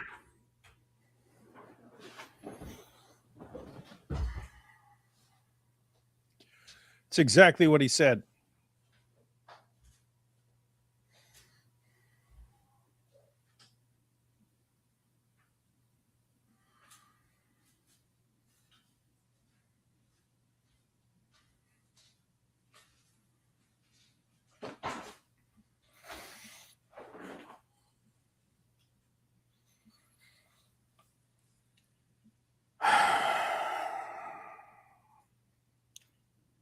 Okay, let's try this again.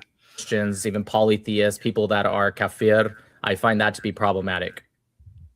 Wait, so the concept of people not being believers is problematic? I think the actions you take against non-believers or women or others is problematic, not something that you just disagree. Sure.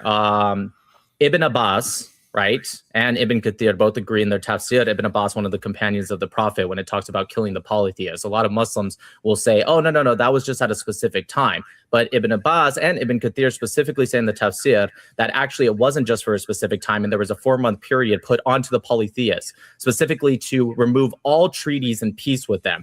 And then if they broke something within that 4 months, then you can attack them before the 4 months. But even those that did not break any treaty, you still take the same actions against them at the end of 4 months, just because they were Yeah, that's the commentary on Surah 9, verse 5. Yeah, that's the interpretation of chapter 9, verse 5. That's the ayah of the sword, guys. I would always use a better example, which is chapter 9, verse 29. There is no ambiguity about it. Yeah, we prefer 9:29. I mean, keep in mind, he's right about Surah 9, verse 5. But if you read Surah 9, verse 5, without the surrounding verses, it'll get pointed out that you're taking it out of context, because you do have some things they can point to and go, oh, but obviously it can't mean that, because look at what happens right after it. That's where like a commentary like Ibn Kathir's commentary would come in handy, because he actually breaks things down. When it comes to chapter 9, verse 29, which is what I would always use, and what David also uses, because David is always copying me.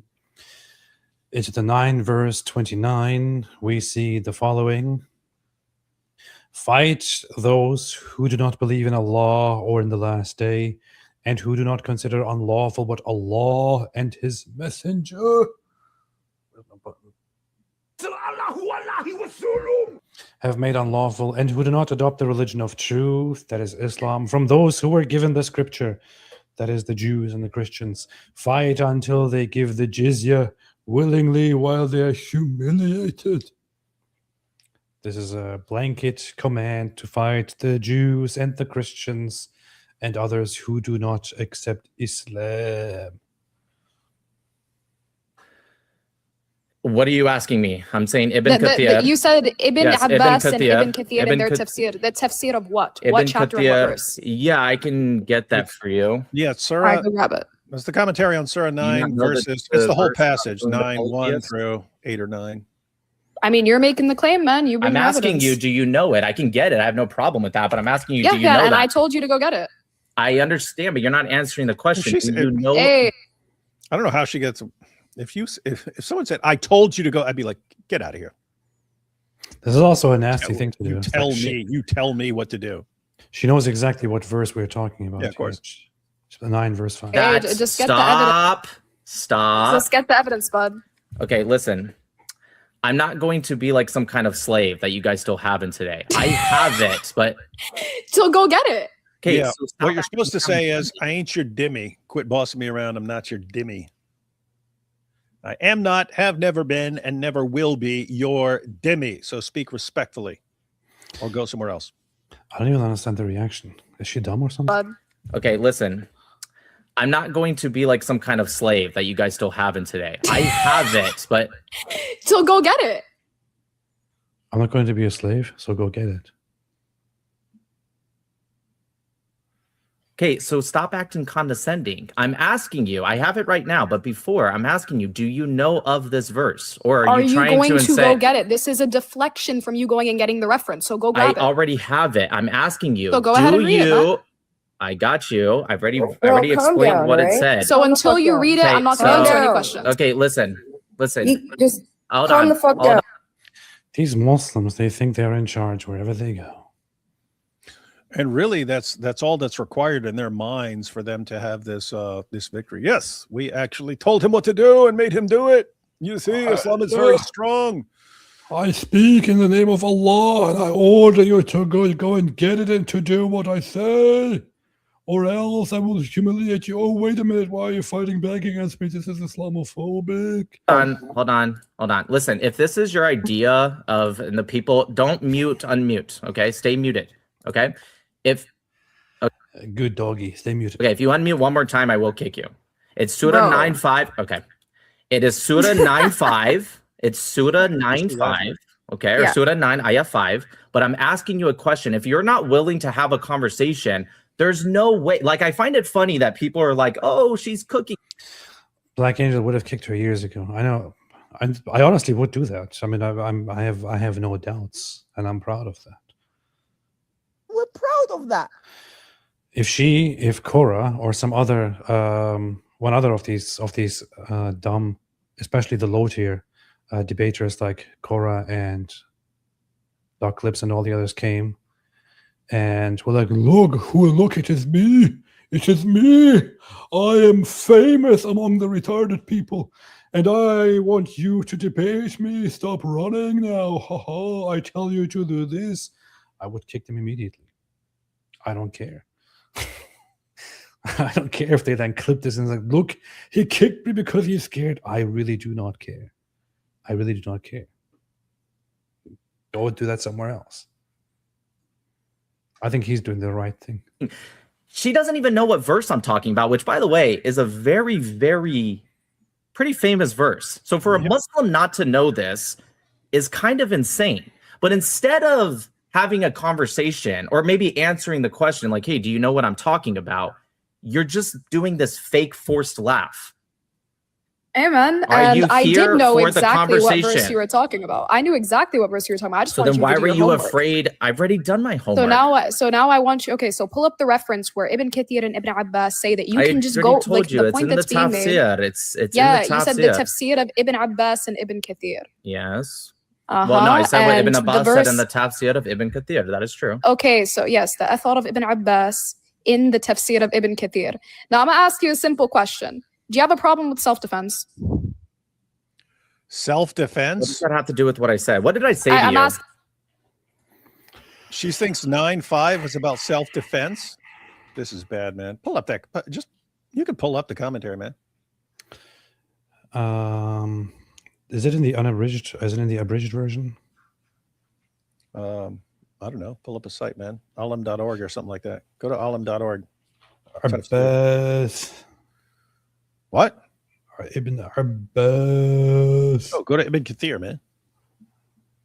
I'll check out Ibn Abbas. No, it is Ibn Abbas within the tafsir of Ibn Kathir. That's what he's arguing. So here, this is Ibn Kathir commenting on chapter 9, verse 5. This is the ayah of the sword. He said he referred specifically to Ibn Abbas here within the tafsir. However, let's read here. So when the sacred months have passed, meaning upon the end of the 4 months during which we prohibited you from fighting the idolaters, and which is the grace period we gave them, then fight and kill the idolaters wherever you may find them. Allah's statement next means then fight the mushrikeen, the polytheists, wherever you find them, means on the earth in general, except for the sacred area. For Allah said, and fight now with them at al-Masjid al-Haram, unless they fight you there, and fight not with them. But if they attack you, then fight them. Allah said here, and execute and capture them, executing some and keeping some as prisoners, and besiege them and lie in wait for them in each and every ambush. Do not wait until you find them. Rather seek and besiege them in their areas and forts. Gather intelligence about them in the various roads and fairways, so that what is made wide looks ever smaller to them.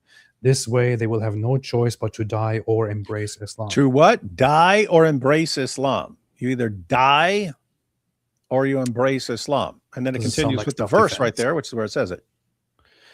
But if they repent and perform the salah and give the zakah, then leave their way free. Verily Allah is oft forgiving. It's slay them wherever they find them. And then, but if they repent and perform the salah, in other words, if they convert to Islam, then leave their way free. Okay, guys, that's called forced conversion. Abu Bakr as-Siddiq used this and other honorable ayat as proof for fighting those who refrain from paying the zakah. This is actually part of the first war after Muhammad's death, which is, or wars or battles, which is the wars of apostasy. After Muhammad died, lots of Muslims, lots of people who were loyal to Muhammad throughout the Arabian Peninsula started leaving and going their own way, or refusing to pay zakah, to pay the obligatory money that they ought to pay to the head of the state. So Abu Bakr, the caliph, declared war on all of them. Not just because they were non-Muslims, not just because they didn't abide by Islam, it is because they refused to do something that is part of Islam. So just because they refused to give the zakah, which the Quran commands here, he declared war on them. So Ibn Kathir in his interpretation here says that if they refuse to just do this, you may declare war on them. These ayah allowed fighting people unless and until they embrace Islam and implement its rulings and obligations. Is this defensive? Mm-hmm. Yeah, keep in mind, this is after Muhammad conquered them. Yeah. Muhammad won. He won. And then it's, okay, Now we're giving you a little window. We're giving you time to decide whether you want to convert or just run and get the heck out of here. But at the end of these 4 months, time's up. You convert or die. So this is the verse in question here. Korra wants to argue that this is self-defense. The foremost interpreters of the Quran clearly say, as we can also clearly see when we read the Quran itself, they say this verse allowed fighting people unless and until they embrace Islam and implement its rulings and obligations. If they do not convert to Islam and implement all its rulings and obligations, they are to be fought and slaughtered, according to the Quran itself. Allah mentioned the most important aspects of Islam here, including what is less important. Surely the highest elements of Islam, after the two testimonials, are the prayer, which is the right of Allah, the exalted and ever high. He is very, very high. And the zakah, which benefits the poor and needy. These are the most honorable acts that creatures perform, and so on and so forth. If you do not do these things, Muslims have the right to fight you and to kill you. I have been commanded, and then he quotes Muhammad here. Muhammad said, I have been commanded to fight the people until they testify that there is no deity worthy of worship except Allah, and that Muhammad is the messenger of Allah. Establish the prayer and pay the zakah. So according to this very interpretation, once again, Muhammad himself already said and confirmed, in line with this Quran verse, that he has been sent, or he has been commanded by Allah himself to fight all people until they become Muslims, until they convert to Islam. So all disbelievers are to be fought and turned into Muslims. This honorable verse was called the verse of the sword, and so on and so forth, about which Ad-Dahhak bin Muzahim said, it abrogated every agreement of peace between the Prophet and any idolater. Every treaty and every term. So this verse here abrogated every agreement of peace between the Prophet and the idolaters and disbelievers. Al-Awfi said that Ibn Abbas commented, no idolater had any more treaty or promise of safety ever since Surah Bara was revealed. This chapter here was revealed. This is what Nick Matau is talking about here. The 4 months, in addition to all peace treaties conducted before Bara was revealed and announced, had ended by the 10th of the month of Rabi al-Akhir. So, according to this interpretation of the Quran, which is highly scholarly and highly reliable in Islam, in Islamic scholarship, this Quran verse, chapter 9, verse 5, which says, slay the unbelievers wherever you find them after the 4 months. This Quran verse, according to the Islamic interpreters and scholars, authorizes Muslims to fight disbelievers everywhere until they become Muslims and fulfill the commandments that Allah gave to the Muslims. So all disbelievers ought to be fought according to the Quran itself, according to the Islamic scholars, according to Muhammad. And Korra should know this, unless she's an ignorant idiot. Just read the next verse so people know what I was talking about when I said, see this? And if any one of the polytheists seeks your protection, then grant him protection so that he may hear the words of Allah, then deliver him to his place of safety. That is because they are a people who do not know. This is what, if you bring up Surah 9, verse 5, Zakir Naik trained people to go to this verse and say, look, what are you talking about? You're escorting them. You're saying, if a polytheist says, hey, I want protection, then you grant him protection, and then you escort him to a place of safety. So obviously this can't be saying, just, slay everyone, slay all the unbelievers and so on. So anyway, Zakir Naik would pull that. But you read the commentaries and they say this is talking about messengers, right? Like in other words, you're people who are coming to you to convey some message or something like that, or people who are inquiring about Islam and they want to know more about Islam. And so, because it specifically says there that he may hear the words of Allah. So you let the person hear the words of Allah. And notice what it says. Then you deliver him to his place of safety. You escort him to a place of safety. That's the interesting part. Why would you be escorting this person to a place of safety? Why would he need an escort to take him to a place of safety? Because the verse before it says, kill these guys. And so you're allowing for people who want to hear about Islam, you're allowing them the opportunity to do so, because if they found out, hey, you know, as soon as you step on this land, they're going to chop your head off. So in other words, you escort the person to a place of safety to protect him from the Muslims who've been told to kill the polytheists. This is the proof. In any case, it's very clear what this is saying.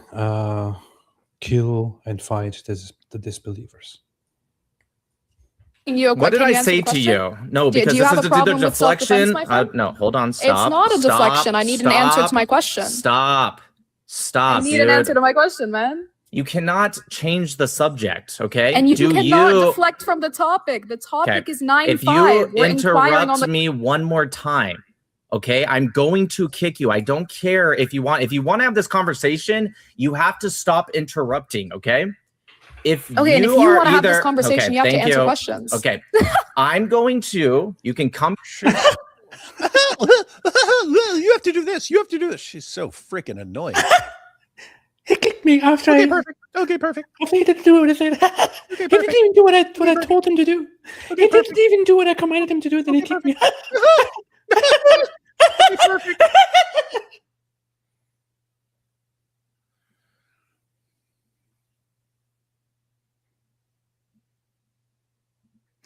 Anyway.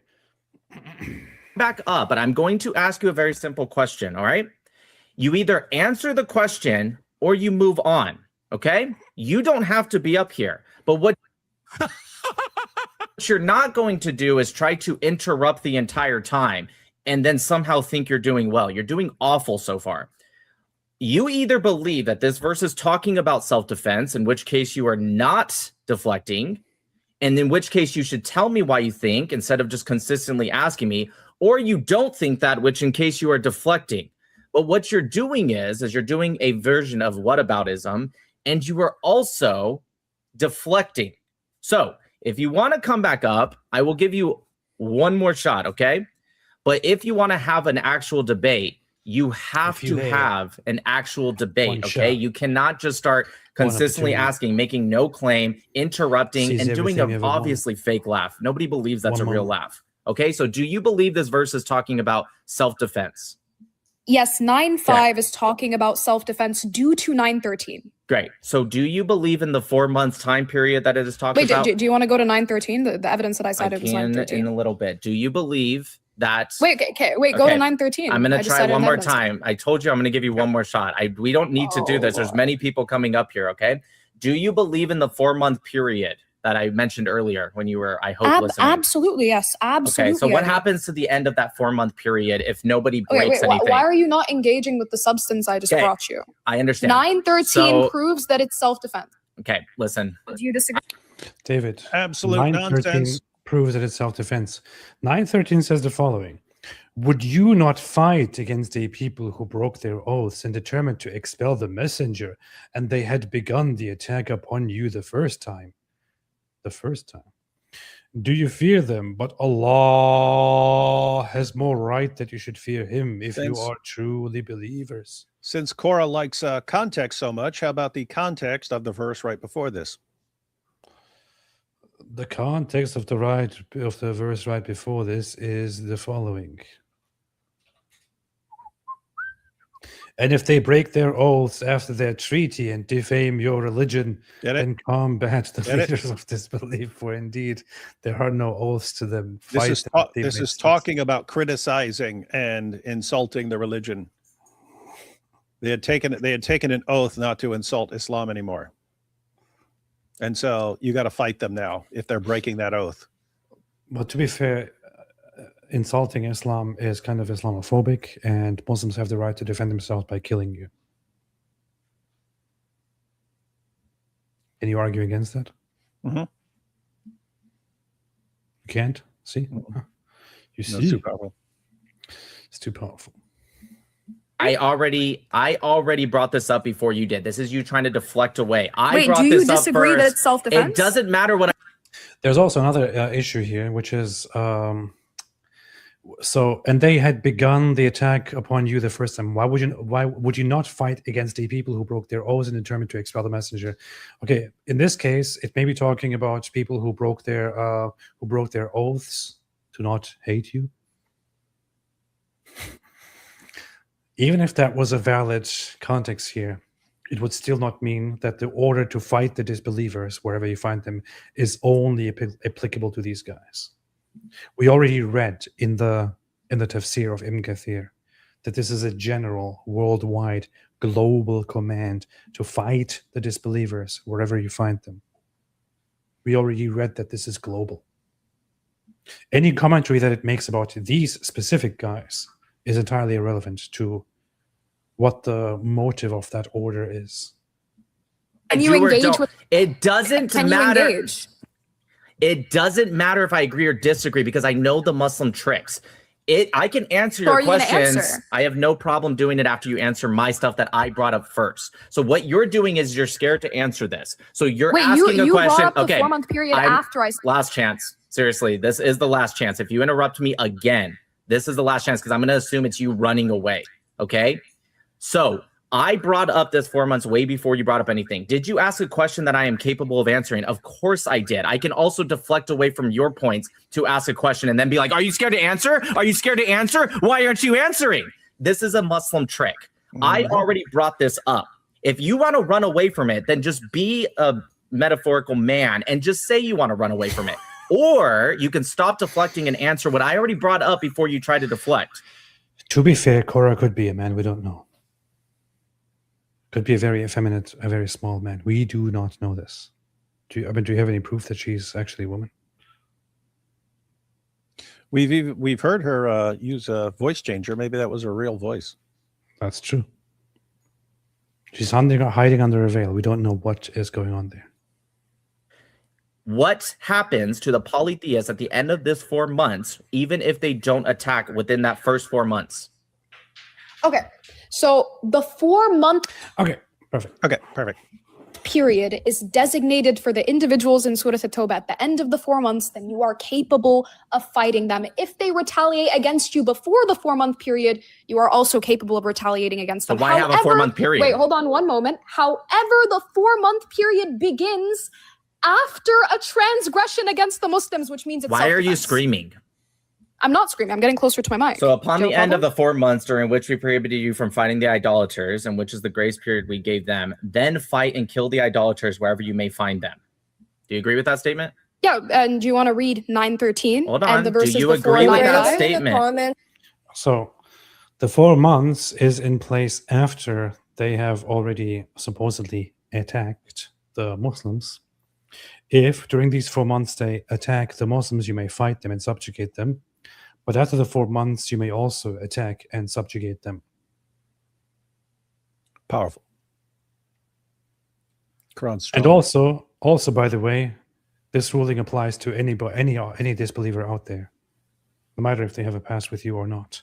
However, all of this, remember, is self-defense.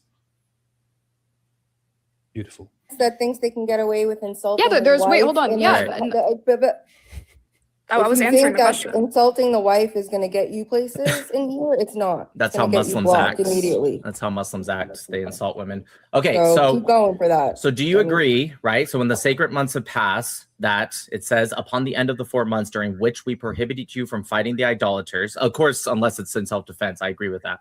But during those 4 months, you're prohibited from fighting, which the grace period we gave them, as in the idolaters, then fight and kill them wherever you may find them. It doesn't say then fight and kill them if they attack you. It says after the 4 months, then fight and kill the idolaters wherever you may find them. That's the end of the sentence. I'm not cutting anything off. Do you agree with that? I understand, yes. Now, the point that's being made here is 9:5 is a continuation of the verses prior, which says that it's about the individuals that broke the treaty. So what did they do to warrant the 4-month period? You Can said, answer that one question? second, you said 9:5 is following. Wow, so when you're on someone's live, you just have to listen to them rage on if you refuse to allow them to talk over you. This was embarrassing for him. This is a terribly written comment. But I can just say one thing, which is, if you are a Muslim and you go on somebody's live stream, and you tell that person to just do this and do that and answer this and answer that, you should expect to be muted and to be kicked. I think he was even too gracious. Nick Matau was way too patient and way too gracious with Korra the man. Don't behave like you're kings. Don't behave like you're sultans. We are not your dhimmis. The world is not your dhimmi universe. You don't tell people how to behave. You don't tell people what to do. If you want to tell people how to behave, go and do that in your underdeveloped Muslim countries. You don't tell people, you don't go around telling people what to do. You are not in charge. You Muslims are not in charge. I know that's very insulting to hear, but you're not in charge. So you're saying... Yeah, it's following the verses prior. It's verse 5. There's 4 verses prior. Right. And you're saying that it's only at the end of the 4 months, and 1 through 4, it's going to say at the end of the 4 months. No, I didn't say only at the end of the 4 months. No, I said that the you did reason actually is say, to why 1 second. You did say that, actually. You said... No, I said at the end of the 4 months, you can fight them. I'd be more than glad to make a video. That. Right. I can be more than glad to make a video and tell you, but you said before that and also after that, only if they attack you first. You 1000% did say that. Maybe you didn't mean to. I said stop, that. Wait, no. Stop. Wait, you're misquoting. Maybe stop. Maybe you didn't mean to say that, but anyone is more than happy to go into the YouTube and rewind and hear her say it was even after that period. You did say that.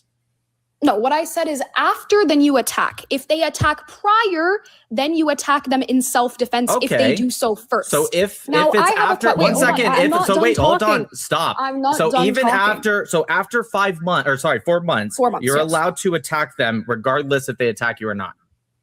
Okay. Now, can I speak to you without interrupting? No? Wait, is this true? I see some people say that Nick Matau is a Noahide. Is that true? It's pretty gay. I saw it before somewhere. Interesting. Somebody tell me if that's true or not. I'm curious. What is this, man? Ash says no. Catherine says yes. Whoa! Fight! Ash says no that I know of. Fight! Even if I hear 5,000 yeses, I believe Ash. Chat fight! Oh, he is? Oh, wait a minute. Ash himself is He's a Noahide. Yes. He explains it to Le Piano later. Interesting. I would like to hear more about that. I generally thought that the idea of being a Noahide is kind of a stupid thing. But that's just what I think right now, so I would like to hear about it sometime. I don't think I will think later on that it's not a stupid thing. I think it's generally a stupid thing. But I would like to hear more reasoning about it. It might not be a stupid thing. I don't know. Ash says, I abrogated my revelation. Nice. Nick is indeed a Noahide. Interesting. He says he's a Noahide like every stream. He does? Interesting. And Ash still got it wrong. And almost always. Or the duck clips don't work on him. Nice. Yeah, I mean, I looked into the whole... This was actually when I was... before I became a Christian. When I was... officially still an atheist. And was in my agnosticism phase. You know, at first I wanted to convert to Judaism. So, and then I did encounter this whole idea of Noahide and stuff. But I found that it's a generally, I must say, stupid thing. That's just my position. I don't mean to be rude. I just personally find it stupid. So that was my conclusion at the time. So I moved on from it. And then I became a Christian and started following the truth. So. Yeah, AP he was an agnostic, and then he was like, where can I get paid the most to convert? Oh, wait a minute, the Jews control everything, so I will have everything if I just become a Jew. And then I found out that becoming a Jew is actually a very difficult thing. He's like, no, I didn't want to do anything hard. Yeah. They expect you to go through all this hardship and to follow all kinds of rules. I just wanted to control the world, man, and get paid. I can't do that. Sorry. It's too much work. Oh, wait, can I speak without interrupting? Can I speak without interruption, though? Are you allowed to attack them? Can I speak without interruption? Are you allowed to attack them? Why are you nervous laughing? After 4 months? Yes, after 4 months, and if they try to attack you prior, you are allowed to attack in self-defense. What and if they don't attack you? After 4 months, you're allowed to attack them in self-defense. So before, if they attack, what's the 4 months? Before the 4 months, if they attack you, you're allowed to defend yourself. But after 4 months, then you're allowed to attack them in self-defense. Okay, so before and after, you're only attacking them in self-defense. Wait, so before the 4 months, you're not allowed to attack them in self-defense? No, you're allowed to attack them in self-defense before the 4 months are up. And after the 4 months? Then you can also attack them in self-defense. Why can't you attack them? But you can also attack them during the 4 months. In other words, nothing changes with the 4 months, according to Korra. Korra, are you stupid? Do you hear yourself, Korra? Are you stupid? Korra, do you hear what you just said? Why are you stupid? Korra, why are you stupid? Why are you stupid? Korra, you don't have to do this to yourself. Islam is making you stupid. Islam is treating you like a half-brain. It's making you stupid. Korra, you don't have to be this way. It doesn't have to be this way. You're trying to defend stupidity, which makes you stupid. It makes you half-brained. Korra, why? What if they don't attack you? And even prior, even if they don't attack you within the 4 month period, you can still attack them because it's initially in self-defense because they broke a treaty. I got you. So if they according don't to the attack verses you, prior and 9:13. Right. Let's rehear what you just said. Prior to the 4 months, if they attack you, you can attack them in self-defense.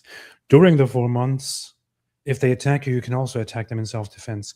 After the 4 months, you can also attack them if they attack you in self-defense. So the 4 months have absolutely no function at all here, no relevance. Great. That was a very intelligent piece of information. Thank you. We're all smarter now. So if they don't attack you, then what? Wait, are you going to engage with what I just said? If this is what happens when you don't engage with substance. If they don't attack you, what do you get to do?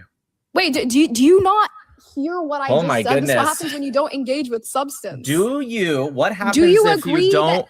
Gotcha. Great. What do you do if they don't attack you?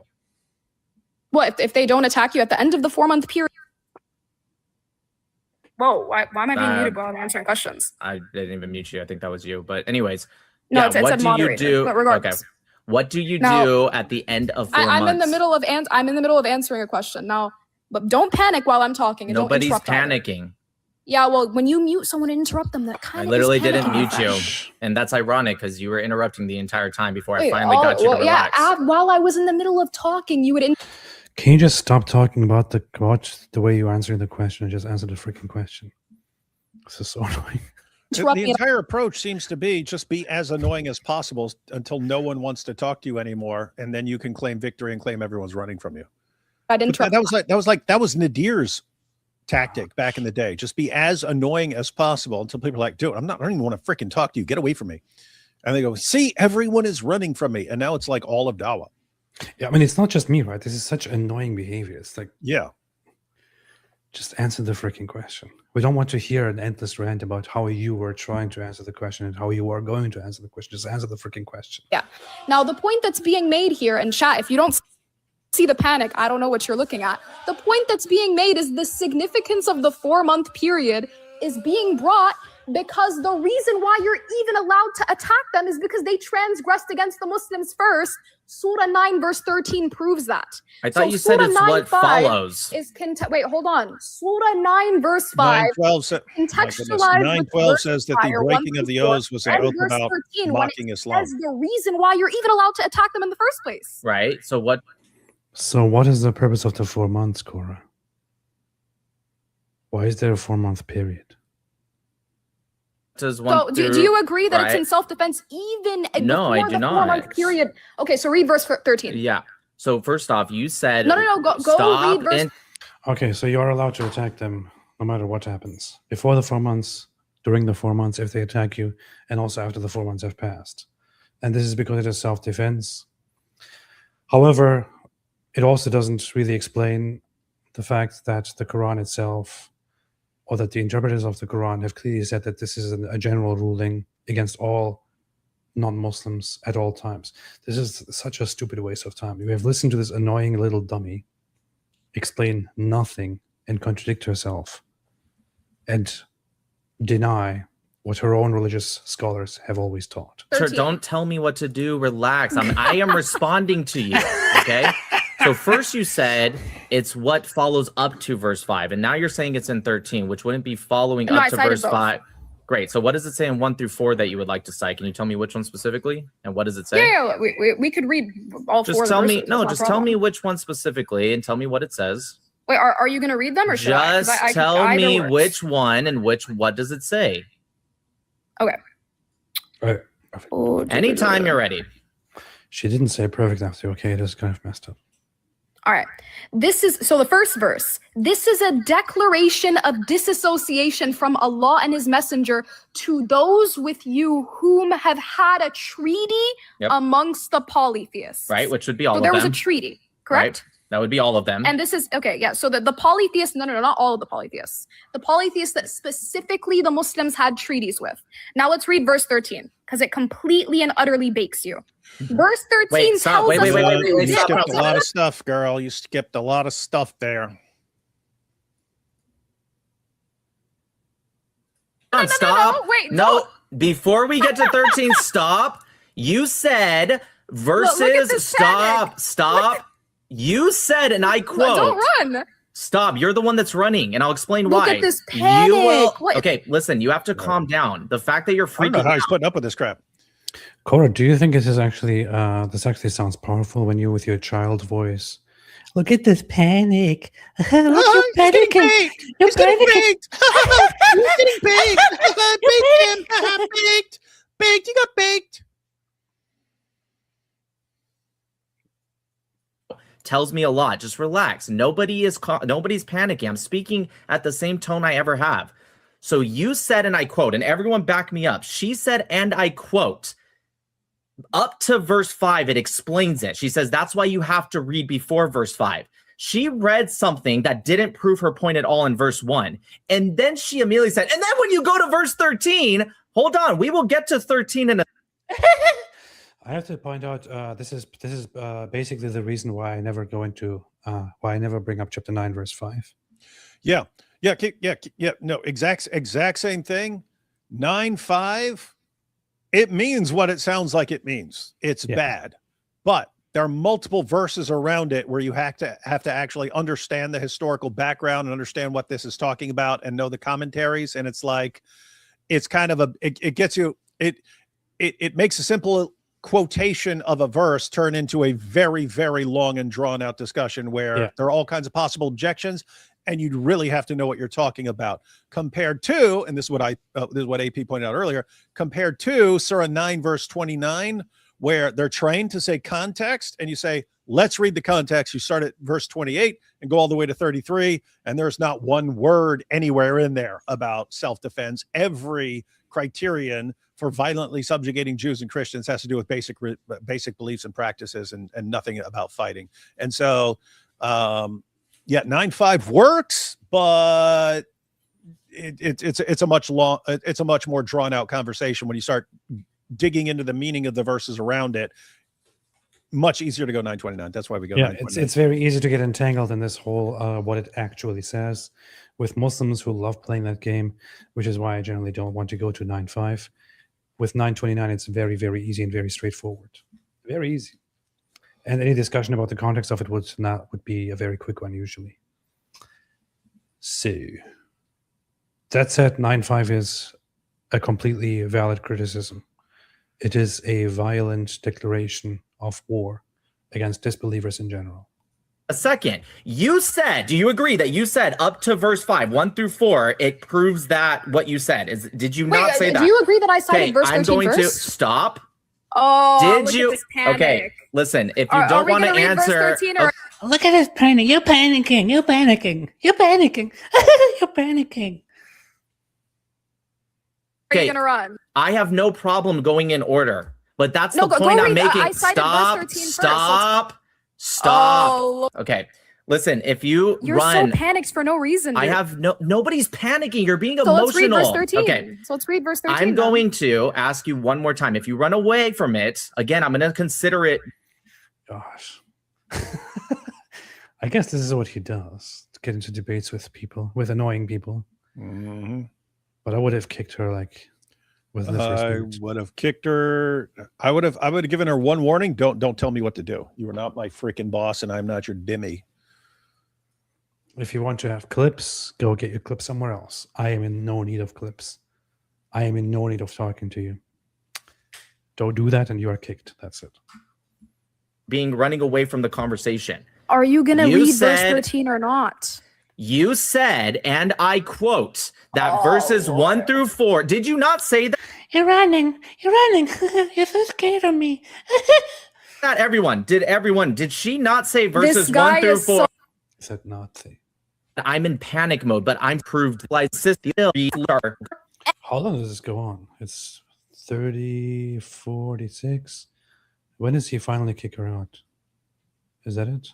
The reason she's not re-released has to be once it's back. Okay, this is somewhere. Why is she scared to answer? This is so obvious, and then they have not been deficient toward you in anything or supported anyone against you. So complete for them their treaty until their term has ended. Indeed, Allah loves the righteous. Oh, so we honor the polytheist treaties if they do not go against us, right? Until their term is ended. Yeah. Wait, why are you? Wait, hold on. Wait a minute. Why are you laughing at this? Yes, that was my. The term of the treaty has ended. That was my argument from the very beginning. Stop. I want you to do me a favor. The treaties of the Stop interrupting. You just cooked yourself. Holy shit! Stop. What was my argument from the? What was my?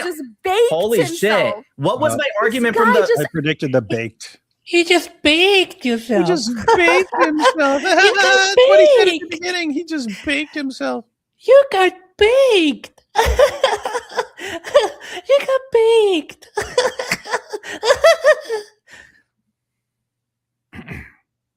Absolutely. Why is she scared to answer this question? What was my argument from the very beginning? What was my argument? No. Why is she scared to answer? This is so embarrassing. Why are you scared to answer? Why are you scared to answer? You didn't ask a question. I did. I said, what was my argument from the beginning? Because that just proved my point. And you're saying I baked myself. From the beginning? Correct. What was my argument? So do you agree? Wait, hold on. Do you agree that she is so stupid? I asked this question She's so dumb. What was? Stop interrupting. Relax. Stop interrupting. Okay, if you interrupt one more, I'm going to ask you a. Oh man. Wait, and that's when Itachi joined? The ninja? The other ninja? The dumber ninja? Hey, you have more experience with the ninjas, David. From my observation, from everything that I have seen, Korra seems to have some signs of intelligence. And Itachi seems to have significantly fewer signs of intelligence. You have more of an experience with watching these people. Am I kind of? I haven't seen much Itachi. Like we got to see Korra in that big, her versus a bunch of Christian women debate and stuff like that. So we got to see more. I haven't seen anything. I mean, we saw her a bit in the debate with God Logic and stuff, but yeah, I haven't seen her as much. But yes, she does come across as significantly dumber. I'm trying to think. I posted a comment to her a couple days ago, and she so thoroughly, completely didn't understand what I was saying that I was like, "Is she just freaking stupid?" What the hell did I say? What? Why are you telling me to behave? What did I say? What are you talking about? Behave. Behave, mate. What did I say? Why aren't you behaving? I don't even know what I said. I saw her I saw her tweet stuff occasionally. And the latest thing that I've heard from her was this. Oops. This is the last thing I saw was this. Itachi says, I said Muslims say the dumbest things. And I quoted this here. Every prophet that came to earth was a Muslim. Then Paul showed up. Now we have 2 billion pagans. I thought this was a very, very wise piece of wisdom here. Mm-hmm. To which I could only say that Muslims say the dumbest things. Yeah, what did I reply there, or did I? Did you? I don't know. Go down. Oh yeah, Muslims. We worship the great God Allah. Also Muslims. Paul completely overpowered Allah and thwarted all his plans. Now we spend all day whining about Paul for being so much more powerful than Allah. It's I mean, that's Allah promised Jesus to protect his followers until the day of resurrection. And then in Surah 61 verse 14, Allah, looking back, says that he aided the true followers of Jesus until they became uppermost, right? According to Muslims today, Paul completely distorted Christianity and sent the entire Christian community. Look at what she's saying here. No, we've got 2 billion pagans. Okay, so Allah said that he helped the true followers of Jesus become uppermost, and you say they're all pagans. So Allah helped the pagans.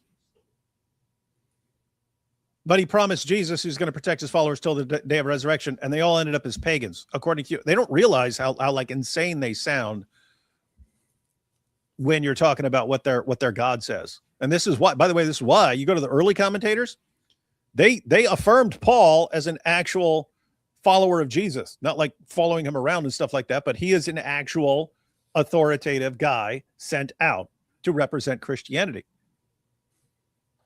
It's later Muslims who started blaming the Apostle Paul. Why did the early Muslims affirm Paul?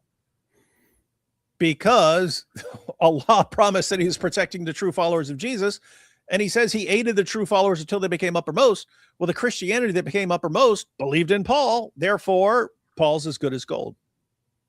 Whereas now it's, hey, we need someone to blame for why none of this lines up with Islam. Oh, it must be Paul. Okay, Paul's more powerful than Allah then. Allah said he's going to do this. Paul came and just slapped him around and said, nope, I'm taking over here. Okay, great. Then Paul is your real God. That is true. Allah is too weak compared to Paul. Hey, I looked for when I thought Itachi's really dumb. So Itachi said, she quotes Deuteronomy 18:20, which is a verse I quote to show Muhammad's a false prophet. She quotes Deuteronomy 18:20, but a prophet who presumes to speak in my name anything I have not commanded, or a prophet who speaks in the name of other gods, is to be put to death, right? And then so she comments and says, based on the criteria given in Deuteronomy, Muhammad would be considered a true prophet of the true God because he, 1, spoke in the name of the God of Abraham, Isaac, Ishmael, Jacob, and all the prior prophets, AP. Yes. When the Bible says, speak in the name of the one true God, Korra says, Muhammad spoke in the name of the God of Abraham, Isaac, Ishmael, Jacob, and all the prior prophets. Is that true? You think it's true that Muhammad spoke in the name of the God of Abraham, Isaac, and Ishmael, and Jacob? No. Yeah. You don't even know what the name is. You've pointed that out many times, right? And 2, he only professed true prophecies, So she actually uses Deuteronomy 18:20, which gives 2 criteria of a false prophet. It says, Muhammad did neither of these, so he's a good prophet. So I replied, I said, 1, he didn't know the name of the God of Abraham, Isaac, and Jacob, but he did know the names Allat, Aluza, and Manat, and he spoke in their names. 2, he admitted that he delivered a revelation that didn't come from God. Hence, Muhammad would have been executed by Moses. So anyway, the point is, guys, Deuteronomy 18:20, which she quotes, trying to prove that Muhammad is a true prophet. It says, if you speak in the name of other gods, you would have been executed. Or if you deliver a revelation that doesn't actually come from God, if you do either one of those things, you're a false prophet. You would have been executed. Korra said, Itachi says, well, Muhammad didn't do either one of those things, so therefore he's a true prophet. I pointed out, no, he did both of those things. So he didn't know the name of the God of Abraham, Isaac, and Jacob, but he did know the name the names of Alat, Aluz, and Manat, and he spoke in their names. And 2, he admitted that he delivered a revelation that didn't come from God. Hence, Muhammad would have been executed. And then I put on the screen Muhammad saying, I have fabricated, this is History of At-Tabari, Volume 6, page 111. Muhammad says, I have fabricated things against God and have imputed to him words which he has not spoken. That was a death penalty, according to the verse that Itachi quoted. Itachi's response to me pointing out that the verse she quoted would have gotten Muhammad executed. Itachi replies, by your logic, Abraham, Isaac, and Jacob and the prophets before Moses also would have been executed since they didn't know the Tetragrammaton. She somehow interpreted me saying, if you do not refer to God as Yahweh, you would have been executed. Not what I'm saying at all. He meets the criteria of a false prophet, according to the verse she pointed out. So I pointed out, I said, lol, when did I say someone would be executed for not knowing the Tetragrammaton? You quoted Deuteronomy 18:20, which gives 2 ways to spot a false prophet. 1, speaking the names of other gods. 2, delivering a revelation that doesn't actually come from God. Since Muhammad did both, he would have been executed by Moses. It's like very simple stuff. She doesn't understand it. She doesn't understand any arguments. You see. Pharaoh says, Apostate Prophet, I will make Ishmael into a great nation. Genesis 17:20. Yeah, read Genesis 25, where it was already accomplished. And then also read Genesis 16. What is this? 16 to 17. Here's 16, verse 12. Context, Ishmael. He will be a wild donkey of a man. His hand will be against everyone, and everyone's hand against him. And he will live in hostility toward all his brothers. I think this is actually, I mean, if you want to apply that standard, I think this would be a very, very nice descriptor of Islam. And maybe of the followers of Islam. Especially this here. Would be a very good descriptor of Islam and of Muhammad, I would say. Mm-hmm. Totally is. And then again, hey, buddy, Fairu, read Genesis chapter 25, verses 12 to 18. That promise was fulfilled still a few chapters later. So, however, if you still want to... talking about Muhammad. No, it's not. Stop. If you still want to have it, then Islam is a wild donkey. There you go. And he will live in hostility toward all his brothers. Islam is a wild donkey. That's it. Anyway, let's continue. Samuelis says, I think you're missing a bit of what Nick is doing. By phrasing it as his preference, he's forcing them to defend their stances instead of allowing them to attack his. I know that's what he's doing. He also hints at that and says it by saying that this is what you guys do. You want to come and attack the position of the other. You don't want to defend your own. So if you claim that Islam is better, go ahead and defend it. Speedrunner, AP criticizing a book defending a 48-year age gap to appreciating a book defending an 87-year age gap. Exactly. Yeah. Unique Petsu, Allah is calling me to marry plump-eyed Korra. I'm 53. That's pretty bad. It's pretty messed up. AP, don't be an a-hole. You are Muslim, atheist, no Orthodox. Have some respect to other paths, especially if you do not know. Nick is a legend. He said he learned from you and respect you. Dude, are you... Yeah, why are you attacking Nick this entire time? Why are you being so dumb? I love Nick. I think Nick is one of the best on the scene. I love the guy.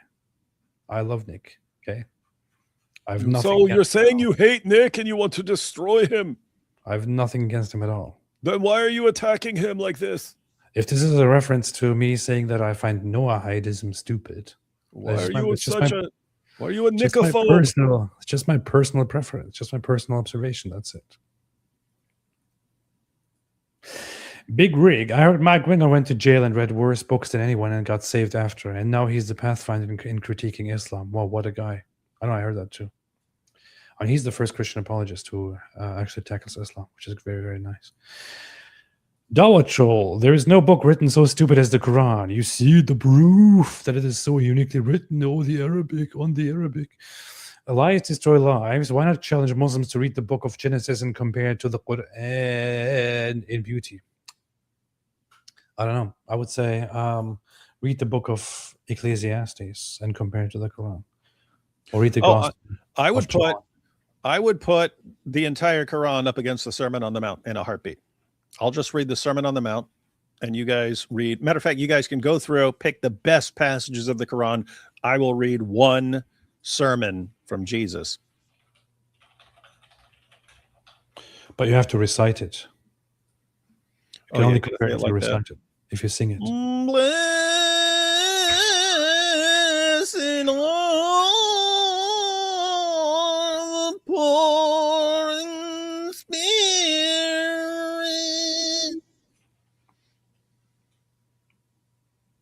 Continue. What? You're supposed to recite the whole thing, man. No, I'm not reciting the entire thing. For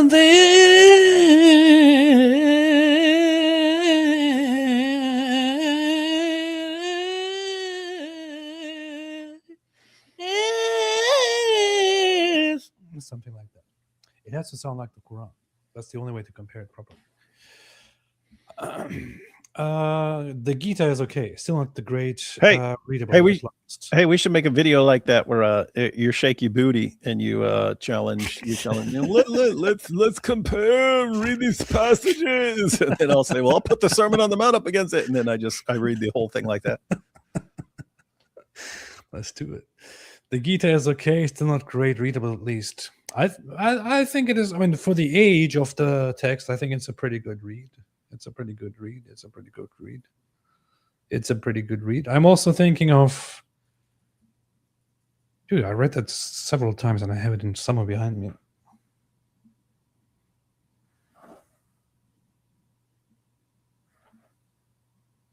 For some reason, my mind is blanking out and I can't think of the name of the Taoism book. Which is kind of weird because I referenced it so many times. The Tao book? That's Tao Te Ching, man. Tao Te Ching, man. Which I wouldn't consider a readable book. No, I didn't like it. I started reading that and I didn't like it. Thought it was stupid. Because it is just phrases after phrases after phrases after phrases. However, I would think it is much wiser than the Quran. Oh, no question. Anything is better. But the only good thing to come out of that part of the world is the art of war. And gunpowder. It's pretty racist. Don't say three. And Allah is not. Chicken. I can't argue with that. I love General Tso's chicken. It's pretty tasty. Don't say three. Allah is not the first of three. 116 doomsday. Christians are accused of worshipping Mary and Son next to Allah. Muslims answer with Theotokos and Mary prayers and statues. What do you think? I think it is a stupid argument. Muslims intentionally want to reinterpret and present the Quran the Quran doesn't do a good job in explaining itself, and the Quran obviously makes a false observation and a false claim. The Quran claims, or the Quran makes it look like Christians believe in three gods, that is Allah, Jesus, and Mary. That's the Quran's understanding, or Muhammad's understanding of what Christians believe in. Now you can say, okay, but maybe they misunderstood it because of the veneration of Mary. I'm sorry, that's not an excuse. That's not an excuse. The Quran, the only two times that it talks about what Christians actually worship, it talks about worshiping Jesus and Mary, besides Allah. Worshipping Jesus besides Allah is not what Christians do. Worshipping Mary together with Jesus and Allah is most definitely not what any Christian does. If you want to accuse Christians of excessively venerating Mary or something like that, that is one issue. But before we get to that, you have to establish first that Islam actually gets the Christian beliefs correct. It accuses Christians of worshipping three gods and counts them as Allah, Jesus, and Mary. And that is simply wrong. We don't have any time to listen to your conversations about Mary. That's it. Big rig, Allah be confused. This is true. Sahih Muhammad, I'm not gay, but alert. Collision Kevin, God has called me to street ministry. The Holy Spirit leads these conversations, but I do wonder which denomination setting would be more fitting for a Muslim. The parts of the body of Christ has different strength. Thanks, fam. Well, it depends on what you actually believe in and where you want to read them. I personally do not believe in the whole directing them towards some denomination or picking one that is appropriate for them. But it's also another conversation that I want to have. I would say call them to believe in God. David, what do you say about this? In Christ, in Christianity. What do you say about this, David? I was just reading something very interesting. Let's see. The Holy Spirit leads those conversations, but I do wonder which denomination's setting would be more fitting for a Muslim. The parts of the body of Christ has different strengths. Thanks, family.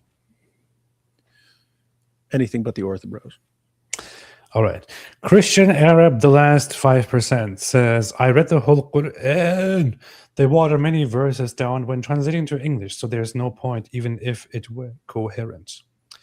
Yeah, I would still say, though, that, I don't know, with online Sahih international translations, it used to be more accurate. Then they started adding brackets and parentheses to it to make it more accurate. I would still say that there are some unpopular translations that are not very widespread. I actually got one, which I got a long time ago, which I found remarkably close to how the Quran actually sounds. Let me look that up. It's not a very well-known translation, but I have it somewhere because I read it and I found it agonizing, just as the Quran is supposed to be read. And then there's also Arbery, which is a known one. Arbery is actually a very accurate translation of the Quran, a word-for-word translation of the Quran. And it's also very painful to read, just as intended. There's another one, which is, let me find what the translation is. I'm kind of curious about that. I haven't read that in a while. The Quran. Quran.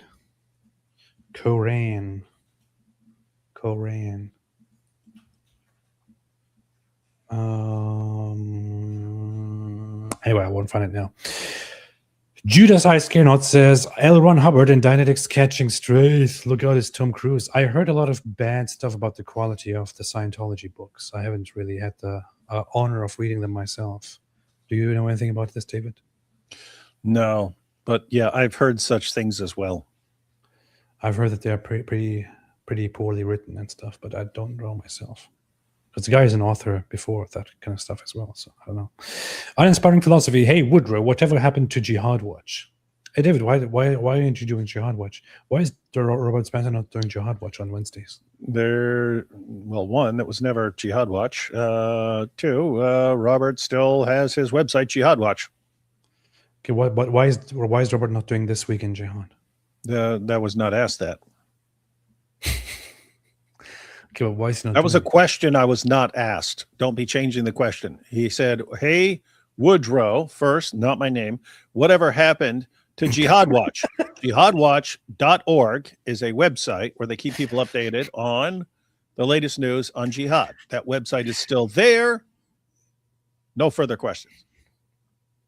I didn't know Woodrow was not your name, so I'm sorry. Motor Gear Solid. Yes, I read Twilight, Apostate Prophet 2026. Yes, I did. Sue me. Sandipkabak says, thankfully, goats ate some, so we were spared the genius of those passages. Indeed, yes. Jonathan Tess here says, bi-curious, you mean. God bless everyone. God bless you too. Stephen M.O. would love prison if he was alive today. All the Muslim inmates would be like, Prophet, why are you selling up with the blacks, not us? What's wrong with you? That's true, though.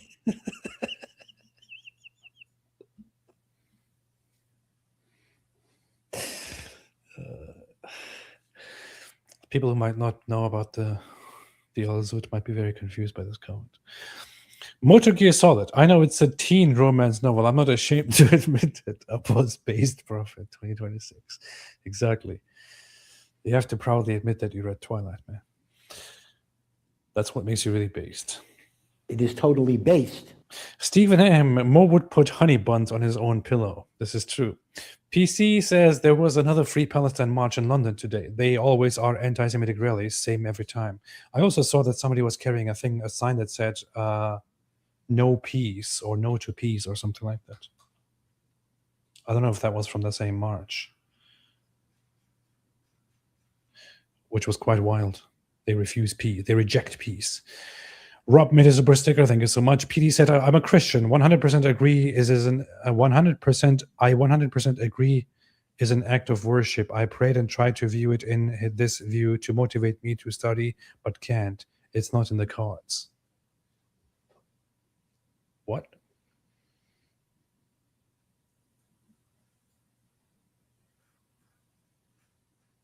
I do not understand. David, do you understand? No. Okay, good. Kildalton Theological Studies. With that said, that comment was probably made right after we said something and does make sense, but since we're getting to it a little later, we don't know what it's referring to and therefore cannot comprehend it. If it doesn't make sense when I read it, it doesn't make sense. That's it. Kildalton Theological Studies. To truly appreciate the Quran, you have to read it in the original Klingon Kapla. Kapla! That is true. In order for it to make sense and not have any mistakes, that's what you need to do. Rob, Queers for Palestine is a gay man speaking. Unity Strength confesses his climate sins to hero Pistemon Bill Gates and receives meat allergy as penance before absolution. This is true. Holy science. Holy science by the holy leader Bill Gates. Obedience is key. David, I know you present the atheist flawed view most excellent, a superb contradiction to where atheists start their reasoning. David is just staring. Oh, I didn't even say anything to you. My eyeball feels like it's going to explode. Pretty random. I got sawdust in my eye yesterday, and I thought I got it out, and then I went to sleep, and I woke up, and my eyeball's been feeling like it's going to explode all day. I can still see out of it, though.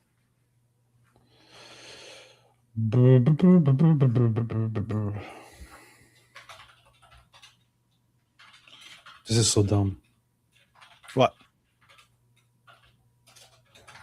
History of the Russian Orthodox Church. Look up how it was canceled in 1917 and how it was reestablished in 1943 by communists. You'll understand the modern Russian Orthodox Church and its propaganda. Oh, this is what I'm referring to here. Dude! Don't be covering up the atrocities of the Russian Orthodox Church. I posted this earlier. Rapist, human trafficker, entertainer arrested in Miami. Some guy who posts himself as Jesus. I speak to all people that listen and respect this Ridvan fellow and will only say one thing. Only the children of the devil lie. I'm sorry, but you make your profile to be Jesus. And you speak about people. You judge people about evil and devil.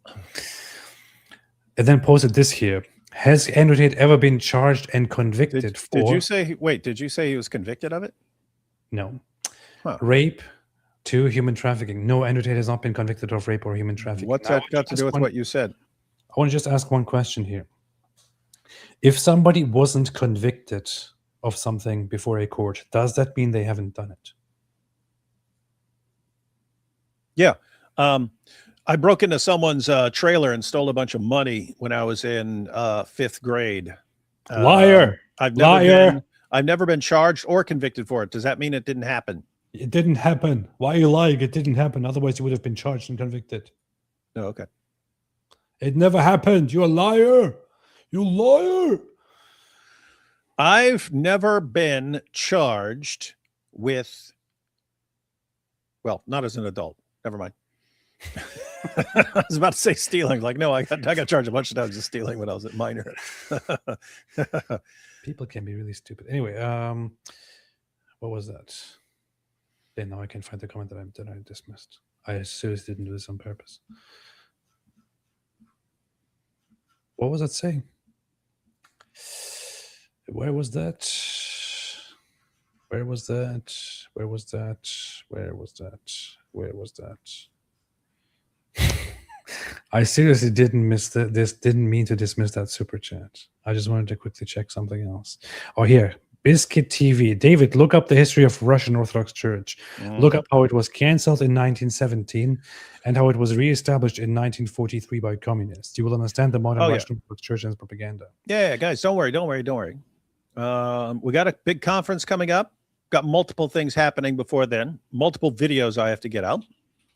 For instance, Monday morning, unless something goes terribly wrong tomorrow, Monday morning, we'll have my revised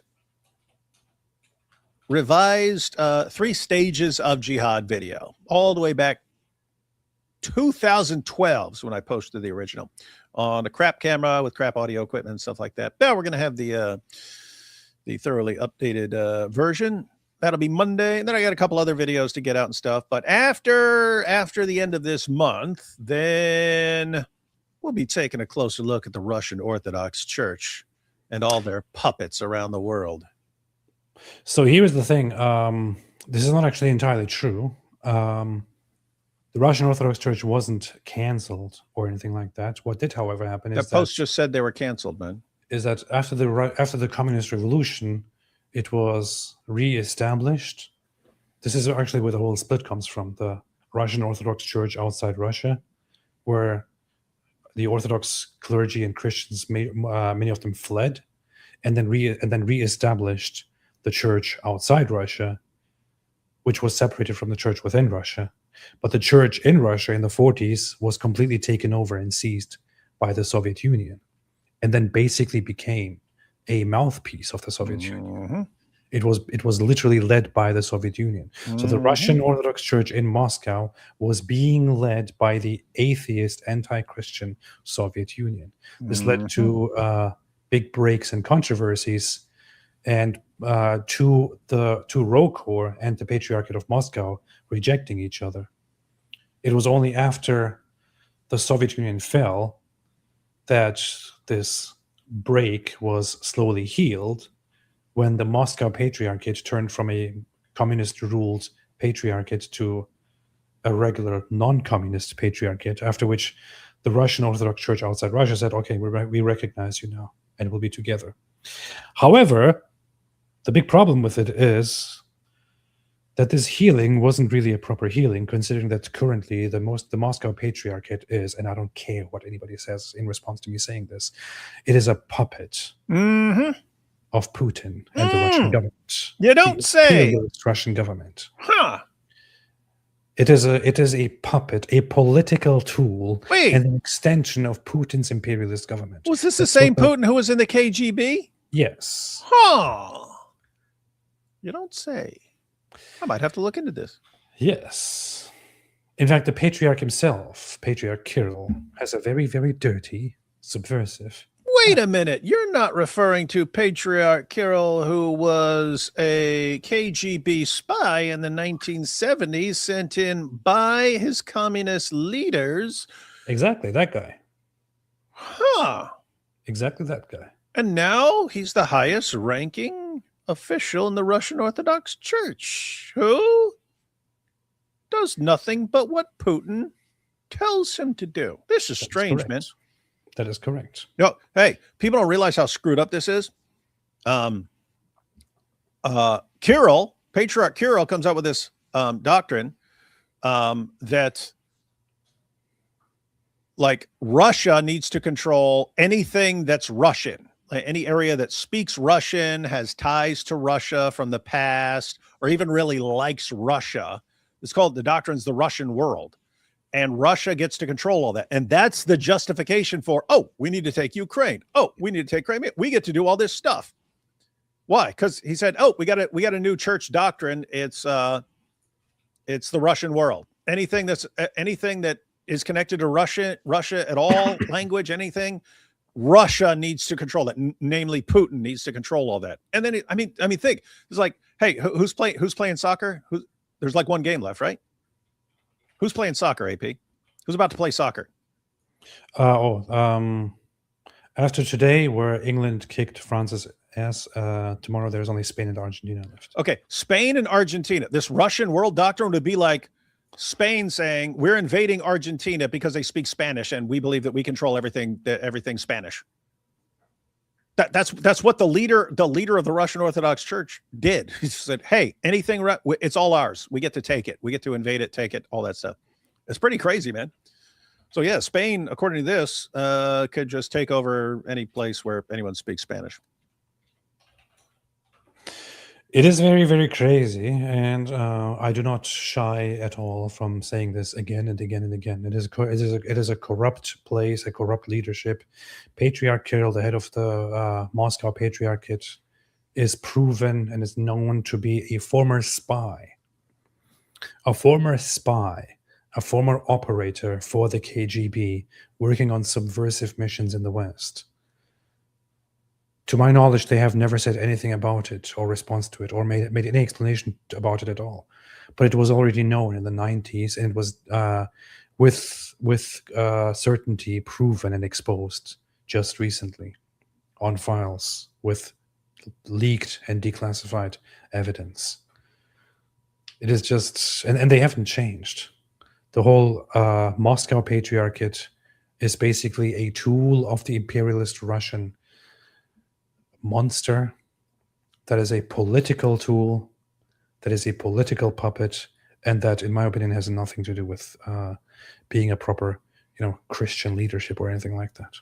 Yeah, and hey, that Kirill dude. Yeah, I mean, think about that. Spy, KGB spy in the 70s. Putin's also KGB. Then the Soviet Union collapses, and then somehow over the next many years, Kirill becomes the patriarch of the church, and somehow amasses a fortune of somewhere between $4 and $8 billion. Or I've seen higher, like 18 or 20 or something like that, but most commonly $4 to $8 billion. You get to become a multi-billionaire doing whatever Putin tells you, man. And so what needs to be pointed out is I still go to an Orthodox church, and I aspire to continue going to an Orthodox church. This is not a criticism of orthodoxy of the Orthodox Church. It is primarily about the Russian Orthodox Church leadership. Russians, Moscow. And you can also make the comparison. David just talked about the massive wealth that he amassed, the Patriarch of Constantinople. The Patriarch of Constantinople is like, what is he? He has a massive personal wealth. $4 to $8 billion. $4 to $8 billion. The Patriarch of Constantinople, on the other hand, is known to have nothing. You see, what is with this? This is why we have to go with the Russians. We got to get paid. He lives a life of personal poverty and relies completely on whatever the church and before that the monastery is. That's why it's better to be Russian. Why is there such a discrepancy between the Greek Orthodox leadership and the Russian Orthodox leadership? Why is the Moscow Patriarch a rich and wealthy, flamboyant man, whereas the Patriarch of Constantinople just doesn't have anything to his name? Yeah, I could have told you that just growing up. We all found out about the Soviet Union, those Russians, the entire time we were growing up. Then everyone forgot the lessons. The only positive thing Russians ever did was cheering for Rocky in Rocky IV. This is a fact, by the way. They edited out Kirill's watch in a picture but left the reflection. This actually happened. I'm stealing that one because I am making a video about Patriarch Kirill. This actually happened. Where was that? Edited out. This actually did happen. In 2012, the Russian Orthodox Church edited out. Look at this. It's funny. Edited out a $30,000 gold brigade watch from a photograph of leader Patriarch Kirill I to conceal his lavish lifestyle. However, the photo editors forgot to remove the watch's reflection on the highly polished tabletop, causing a major public relations scandal. What are you guys going to do? He's a billionaire. He's backed by Putin. What are you going to do? They will send your butts to the gulag, man. It's incredible, man. To be frank, Edward Cullen was never visited by the Alzut. This is true. This is true. PC, David, as of Monday, Tuikia will no longer be Prime Minister of UK. Yeah, but his replacement is worse. Who's the replacement? Don't be happy. What's his name? Burnham. I was just thinking they like every screwed up leader they have, they just get a more screwed up one afterwards. That's what they do. They're like, I guess the theory is if they keep getting worse and worse and worse and worse and worse, it'll like they'll go around the entire world and they think they'll eventually get better. Like if you go far enough in one direction, you eventually come out on the other side. I don't know what they're thinking. This fellow here. This beautiful fellow. Better not look like a dork. He looks like a freaking dork. How did I know? It's like they vote based on who looks like the biggest dork. He's going to take the Labour Party policy to even more extreme directions. This is not good news at all. I think it would have been much better had Keir Starmer stayed as Prime Minister until the next elections. No, I don't. I think you got to make it worse. Got to get worse before things get better. Issa Kabir became a YouTube. Hey, what's up, man? Issa, what's up? Issa. Mr. Olympian Bill Federer, who I like, recently called Muhammad a white Arab and quotes hadiths. Is that accurate? He then adds how this white Arab owned black slaves, as if that's the only way to make slavery sound bad. He got that from me, guys. I'm the one who posted that video years ago titled Muhammad, the White Prophet with Black Slaves. And then I did a follow-up about Muhammad Ali. Because Muhammad Ali, they were asking him why he changed his name from Cassius Clay. Sounds Roman, Cassius. It is a Roman name. Why did he change it to Muhammad Ali? And he said, well, Cassius Clay was my slave name. I wanted a name for my people. It's like Muhammad and Ali, that's Arabs. Like where are you getting that? And so I made a video about Muhammad and Ali buying, trading, selling black African slaves. And then I pointed out where Muhammad Ali got his name Cassius Clay. He was Cassius Clay Jr. His dad was Cassius Clay. His grandfather was Herman Heaton Clay, and he named his son Cassius Clay in honor of the Kentucky abolitionist Cassius Marcellus Clay, who is the one who inspired and convinced Abraham Lincoln to issue the Emancipation Proclamation. His grandfather named Muhammad Ali Cassius. He gave that name to Cassius Clay's father. Then by the time you get to Cassius Clay, he doesn't realize the name Cassius Clay was in honor of a guy who convinced Abraham Lincoln to issue the Emancipation Proclamation. He's like, I don't want that slave name. Let me name myself Muhammad and Ali, both of whom bought, owned, sold, and traded black African slaves. It's like stupid. Anyway, you have tons of Muslim sources about Muhammad being white. They talk about the whiteness of his shins and the whiteness of his armpit and the whiteness of his stomach. Anytime Muhammad pulled up any shirt or something like that, they would marvel at his whiteness. And then when people actually, a visitor came to town and said, which one of you is Muhammad? They said, this white one. So he was called white. With that said, he's still an Arab. He's just a really, really light Arab who's described as white. But if you look at like his living descendants, they look like Opie Taylor. They look like Opie Taylor, like Ron Howard, man. They're like white ginger looking dudes. And those are Muhammad's like great grandsons.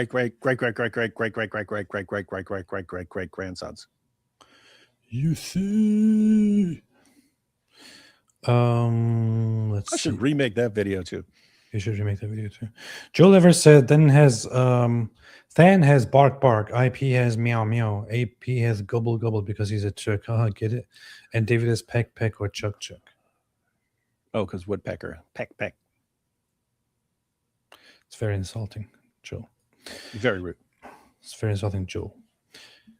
Merrimack, they're making a Western-friendly version of the Quran to hand at the Olympics. I will drop info on same name, engagement ring with pink background.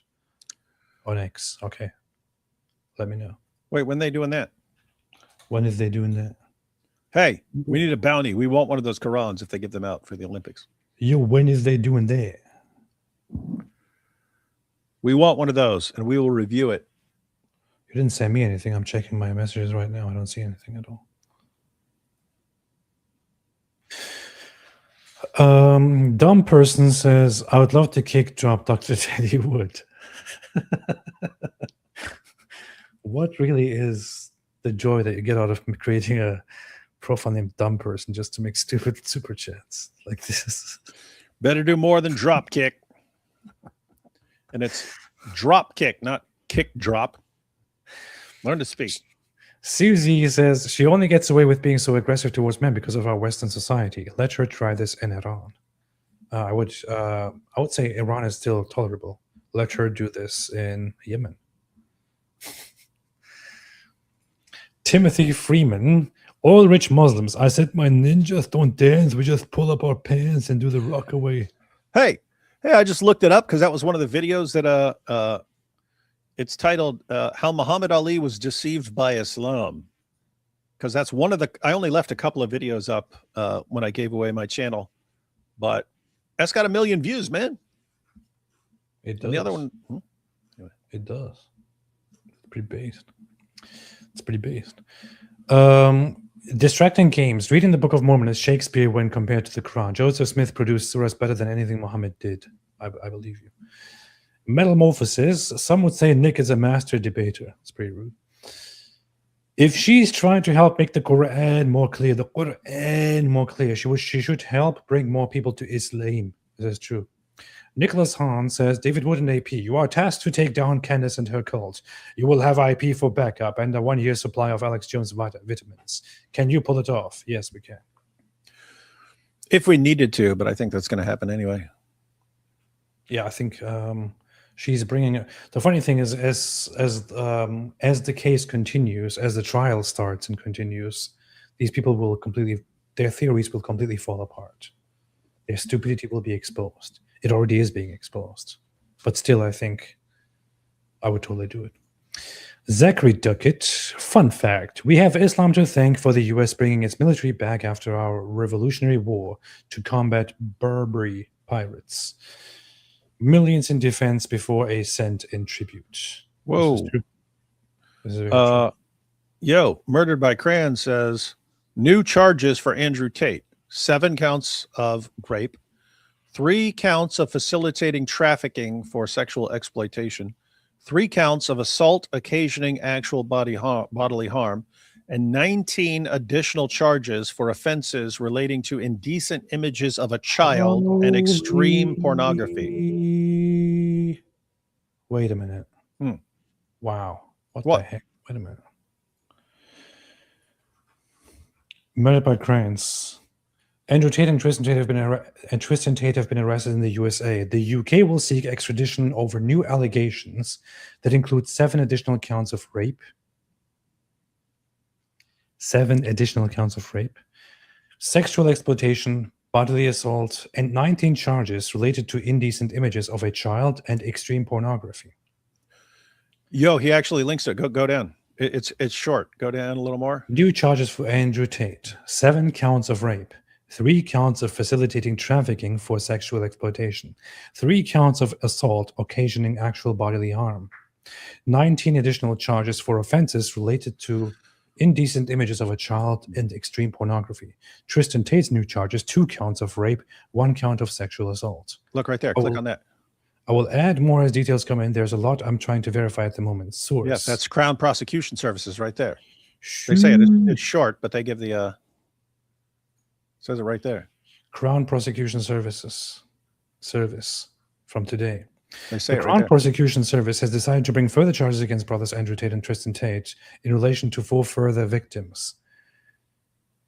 The CPS has decided to prosecute Andrew Tate, 39, with 7 further counts of rape, 3 counts of arranging or facilitating trafficking for sexual exploitation, 3 counts of assault occasioning actual bodily harm, and 19 additional charges for offenses relating to indecent images of a child and extreme pornography. Keep reading, man. The CPS has decided to prosecute Tristan Tate, 38, with 1 count of sexual assault, 2 counts of rape, and 3 counts of arranging or facilitating trafficking for sexual exploitation. The offending is alleged to have taken place between July 2010 and August 2017. The suspects were arrested by the U.S. Marshal Service in the United States of America on July 18th. Following their arrest in the U.S., prosecutors will be seeking extradition in relation to the original 21 charges. And the further charges, which that's 40. It's 21, then 19 more. 40 charges. Yes, Ben. Malcolm McAfee, head of the Special Crime Division at the Crown Prosecution Service, said, "We have decided to prosecute Andrew and Tristan Tate for further offenses, including rape, arranging or facilitating."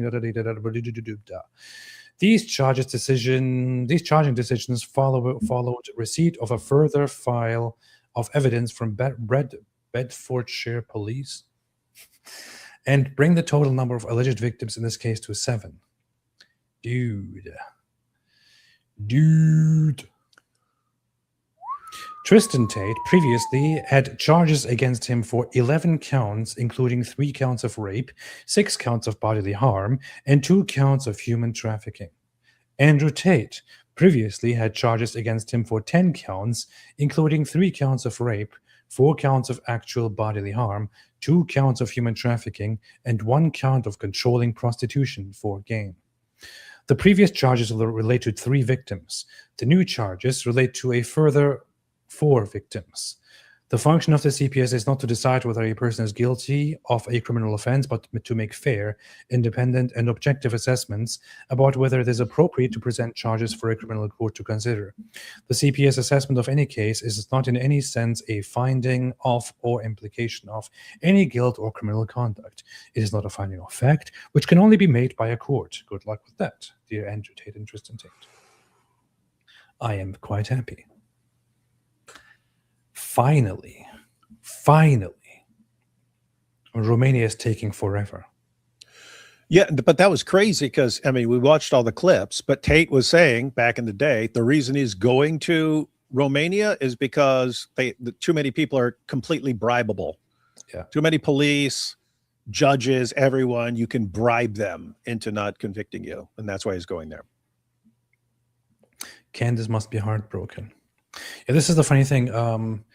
If at this point, if you hear these things about Andrew Tate and Tristan Tate, and if you think, oh no, this is a psyop, this is a conspiracy, this is the Matrix, and you somehow really still defend these guys, there's something really wrong with you. There's something really, really wrong with you. And I don't want to trust your judgment on anything. Even if you don't think that this is real, even if you somehow think this is the Matrix or some like 12-year-old dumb stuff, just the fact that you have from multiple independent places, you have dozens of allegations of rape, sexual assault, human trafficking, sex trafficking, child sex trafficking, and all these things. You have so many allegations and charges against both of these guys. Just this should make you a little bit uneasy. If anybody reads all these things and still says, no, I'm with the Tates, there is something wrong with you and you shouldn't be trusted with your judgments. But he's top G. He taught me to be a man. Dude, you know what I just realized that reminded me of? You had all these like dorks. You had all these like dork going, top G. He's teaching us to be masculine, so we're not little weaklings anymore. He's teaching us to be real men. It sounds exactly like the freaking Orthobros. They're connected, weren't they? Did they break away from Andrew Tate or something like that? It's the same thing. No. But you gotta do that. You gotta be this if you want to be strong and base like the top G. One thing I can say about Orthobros is that there is no connection between them and Andrew Tate. They don't like each other. Huh. So it was just the same thing. Then all these guys taking advantage of these dorks and telling them, hey, you'll be super strong and based and a real man if you do what we say.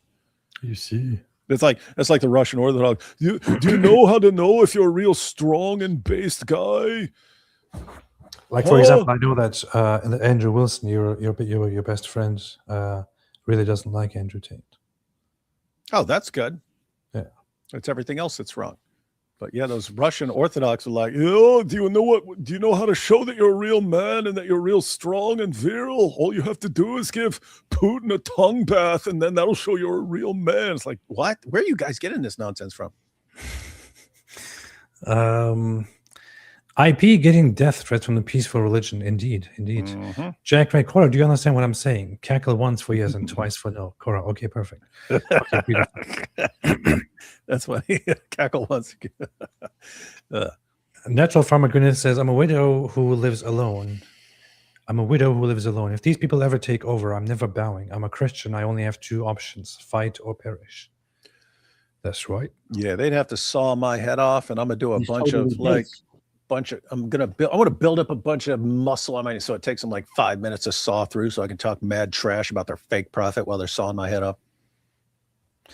Hey, this is a funny thing. We are 3 hours into this live stream, and you've watched like 10 seconds of the. We watched Korra so far.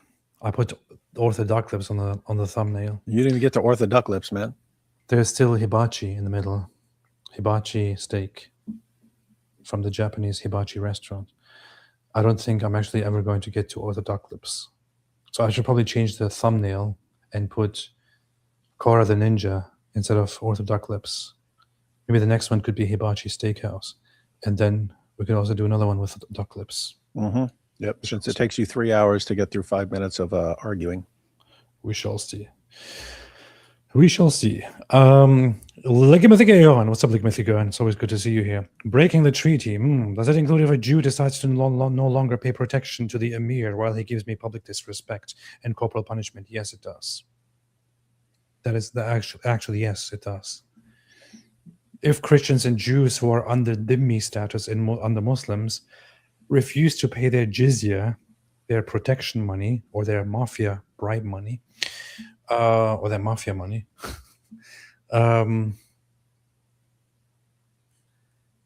if they refuse to do that, then they are fair game and may be killed by the Muslims.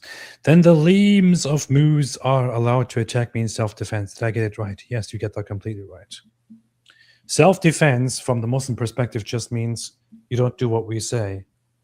Therefore, we now have a right to defend ourselves against you and kill you. That's basically it.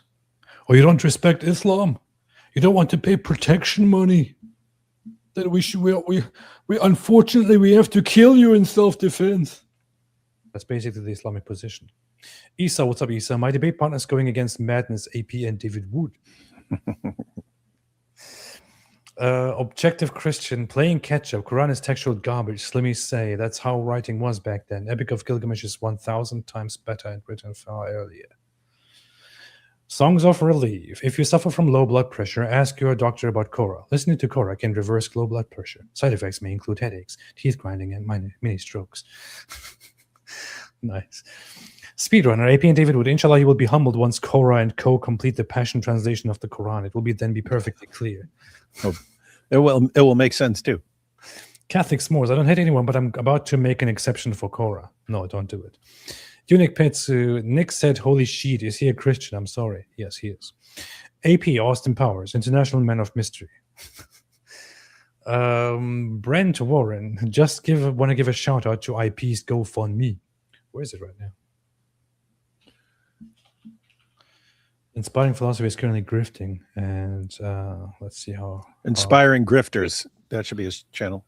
Let's see how Inspiring Grifters GoFundMe is doing. Wow. $230,000 raised of $200,000. I love it, man. I mean, obviously, and the main reason isn't even like it's helping him out a bunch and he gets to be safer and gets his family. For anyone who wasn't paying attention, is they were threatening him, posting pictures from inside his house, showing people exactly where to go in order to kill him and so on. Malik did this. Threaten his wife, all kinds of things. And so inspiring payments. So anyway, it's super cool. He's going to a gated community where you have to go through security to actually even get near his house and stuff like that. So all that's awesome. But really, at the end of the day, it's just the biggest deterrent to them. Like you see like Fareed and others are flipping out on the Muslims, saying you're handing these guys money when you threaten them, and then they want to move or something like that. You're sending them big piles of money. It's a huge deterrent. And by the way, guys, it would be cool if this was like standard. If some ex-Muslim woman is online and she says something and they threaten her, and people just like, hey, here's a bunch of money. It's like, they'll come to view it as every time we threaten someone, we end up enriching the person. And oh my goodness, maybe let's stop threatening people. So anyway, this is a huge thing. Like to anyone who's thinking about this in the future, you know what I'm going to do? I'm going to dox this Christian and threaten his wife and stuff. Muslims are going to be like, will you shut up, dude? Do you know what happened the last time that happened? This dude got $250,000 exactly because of your threats. That's how you do it, guys. You have these Muslims go around saying, no, look, he's asking for money and he's scamming people. How are people giving him money? Well, sorry, it is GoFundMe. You know, there's a cultural difference here. This is the West. It's not a Muslim country. I know you don't care about each other, actually, over there. People care about giving to each other and actually helping and actually being charitable. Right? You threaten people. You actually threaten somebody, a very good guy. If there is one thing I can say about inspiring philosophy, Michael Jones, is that he's a very good guy. He's a genuinely very, very good guy. Fantastic friend, very good person. He decides to criticize Islam. He goes after it because you guys are a bunch of perverts who believe in perversions like pedophilia. He criticizes this. You guys respond by posting photos of his home and telling people to go and attack it. This guy is married. He has a family and children. He wants to save his family and wants to start somewhere new and prevent something like this from happening again, while continuing to critique you guys. And people stand up and say, hey, I'll help you. I'll help you, IP. That's how things work.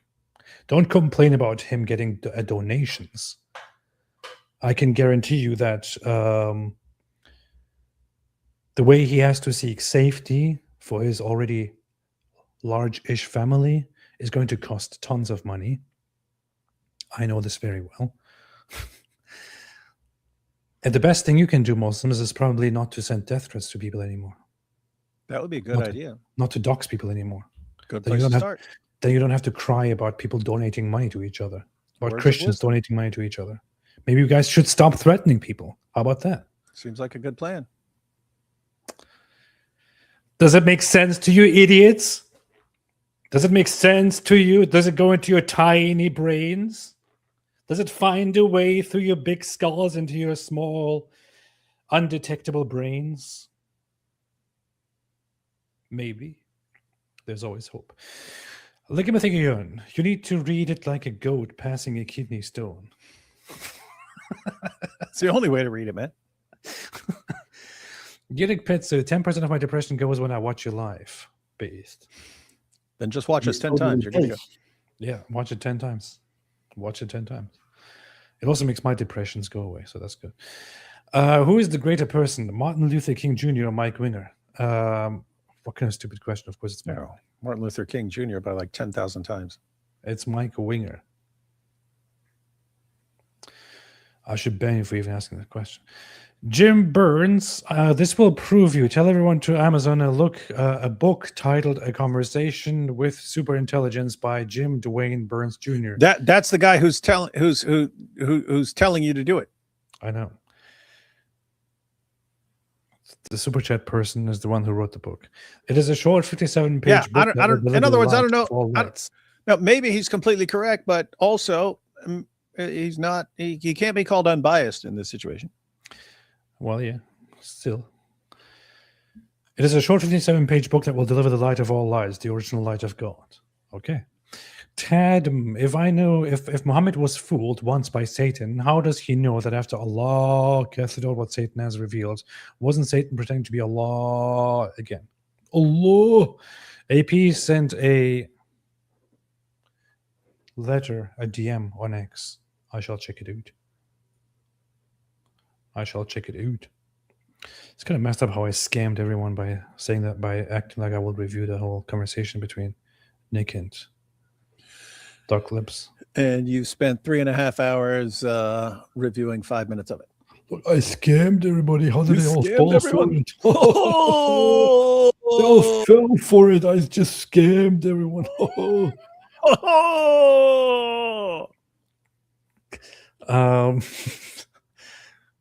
Biscuit TV, there's no ex-KGB agents. It's like Mafia for Life. That's based. If I can change and you can change, we all can change. I think is it we all can change or is it anyone can change?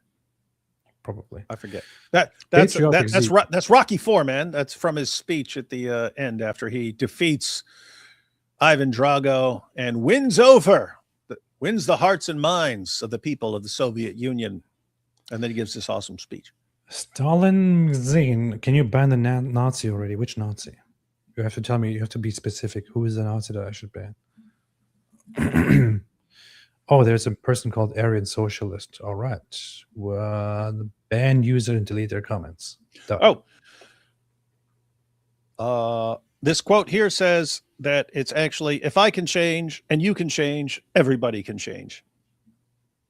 I don't believe you. Rocky. But they're all Russians going, Rocky. Leave the cousin marrying people alone, AP. No. Mike Winger isn't a heretic. Awful. I don't know why somebody's talking about me moving. I moved like twice over the last year or so. Twice. You can imagine how much finances, resources, and time and effort and power that cost me. We carried your crap for you, man. That is correct.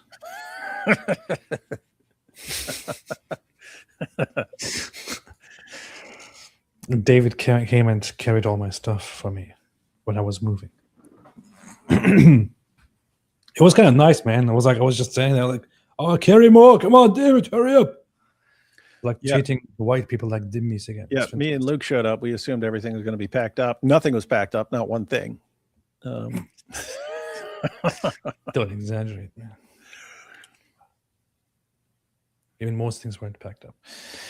Mr. Olympian, so was Mu descended from Europeans, or were some most Arabs just light? For his descendants, isn't that mostly because of having children with all the white slaves they brought over throughout many centuries?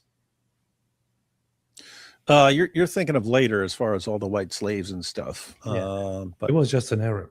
Arabs were a mixed population. Yeah, you have really dark Arabs, you have really light Arabs and stuff, and you got some, again, ginger-looking Arabs. The thing with Arabs is that there is this claim and this idea that Arabs are just descendants of Ishmael or something like that, or that they are a specific population that just grew in that environment. But Arab was in ancient times just a term for people who were underdeveloped and lived in the desert, in the outer regions of civilization. People generally refer to those who live in the desert in general as Arabs. Those who spoke in weird ways in general as Arabs. It only later on became a designator for a certain population or a certain civilization. It was a collective of multiple different people that may have different backgrounds that came together and started becoming what was later called Arabs. So they may have all kinds of different backgrounds. It just meant savages, honestly. Mr. Olympian, also AP, are you a wizard? Gandalf's sword. I am indeed, yes. I am a part-time wizard. You want me to prove it?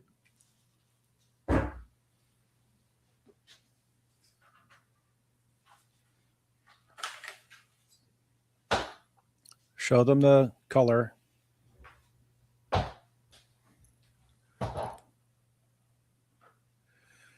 That doesn't look like a wizard's sword. It looks like a gay wizard's sword. It's literally Gandalf's own sword. He gave it to me. This is Gandalf's sword. Gandalf's sword. Gandalf gave this to me.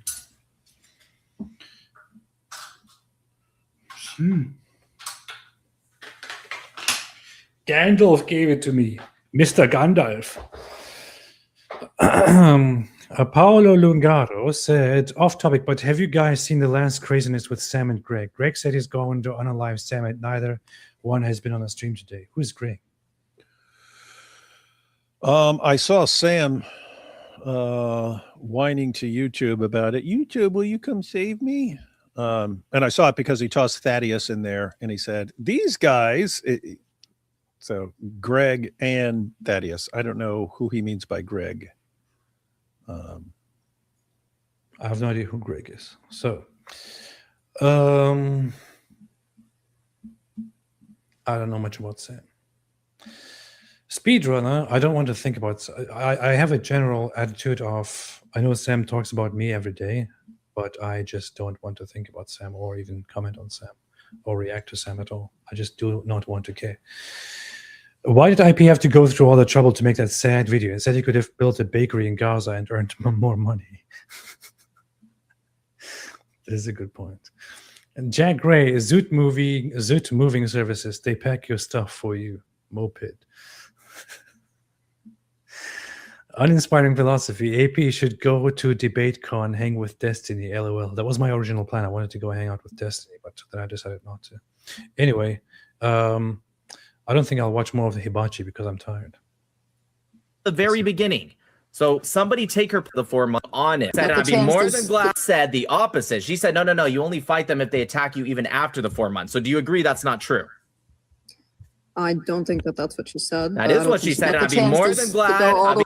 That's literally what she said. More than glad to make that. I'll be more than glad to make that video. I promise you. Yeah. So it depends. It depends on specifically who you're talking about. Because if you're talking about all the polytheists generally, 1 second. I don't need the damage control. I'm getting to it. I promise. Okay.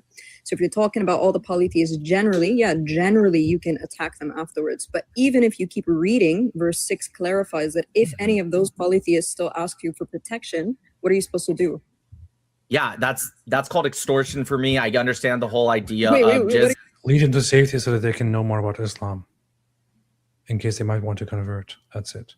And you can kill them anyway. It's like a gay sword. AP loves that gay sword. You're gay. All right. Just kidding. All right. Anything else, David? I don't think I'm gonna have the patience to watch Hibachi. Wait, how long are they talking Hibachi at, Nick? They're talking for 15 minutes or so. So Hibachi talks to Nick for about 13 minutes or something. We can watch it some other time. We can make a part 2 of this. And then later on, Duck Lips comes in. And Duck Lips talks to him actually for over an hour. Duck Lips, woo! So I will change the thumbnail after this, and we will just make it about Korra the Ninja. And I'm sorry for having scammed everybody by saying I would look at Orthodox Lips. David, anything else? What are we doing? Are you doing something tomorrow? I'm going to be driving in the evenings. I'm probably going to go live earlier, like 5 or 6. I didn't ask you if you're driving us. I asked you if you're doing something, if you're going live.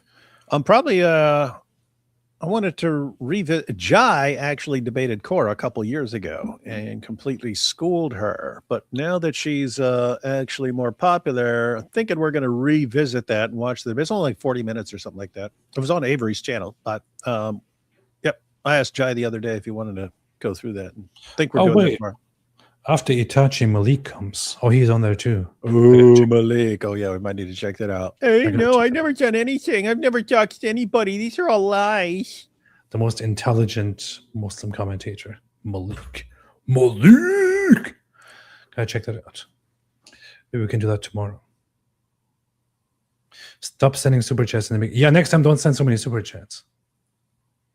Yeah, what's wrong with you people? No more super chats. Slows down the show. If you're going to send super chats, just agree with each other to send some super chats, send a $500 super chat, another $500 super chat, another 500, another 500, and then we can go through them very quickly in 2 minutes, and then be done with it. Anyway, all right then. Thanks everybody for joining here.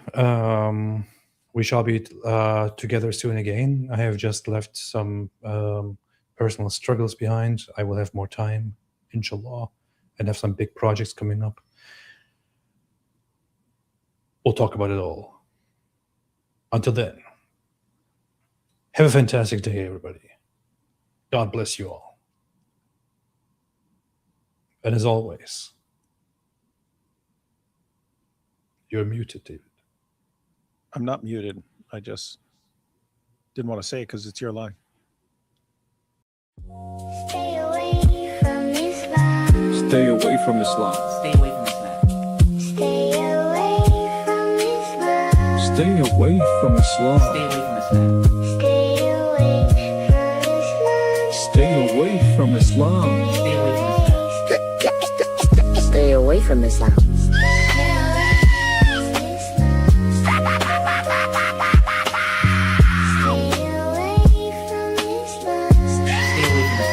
Stay away from Islam. Stay away from Islam. Stay away from Islam. Stay away from Islam. Stay away from Islam. Stay away from Islam. Stay away from Islam.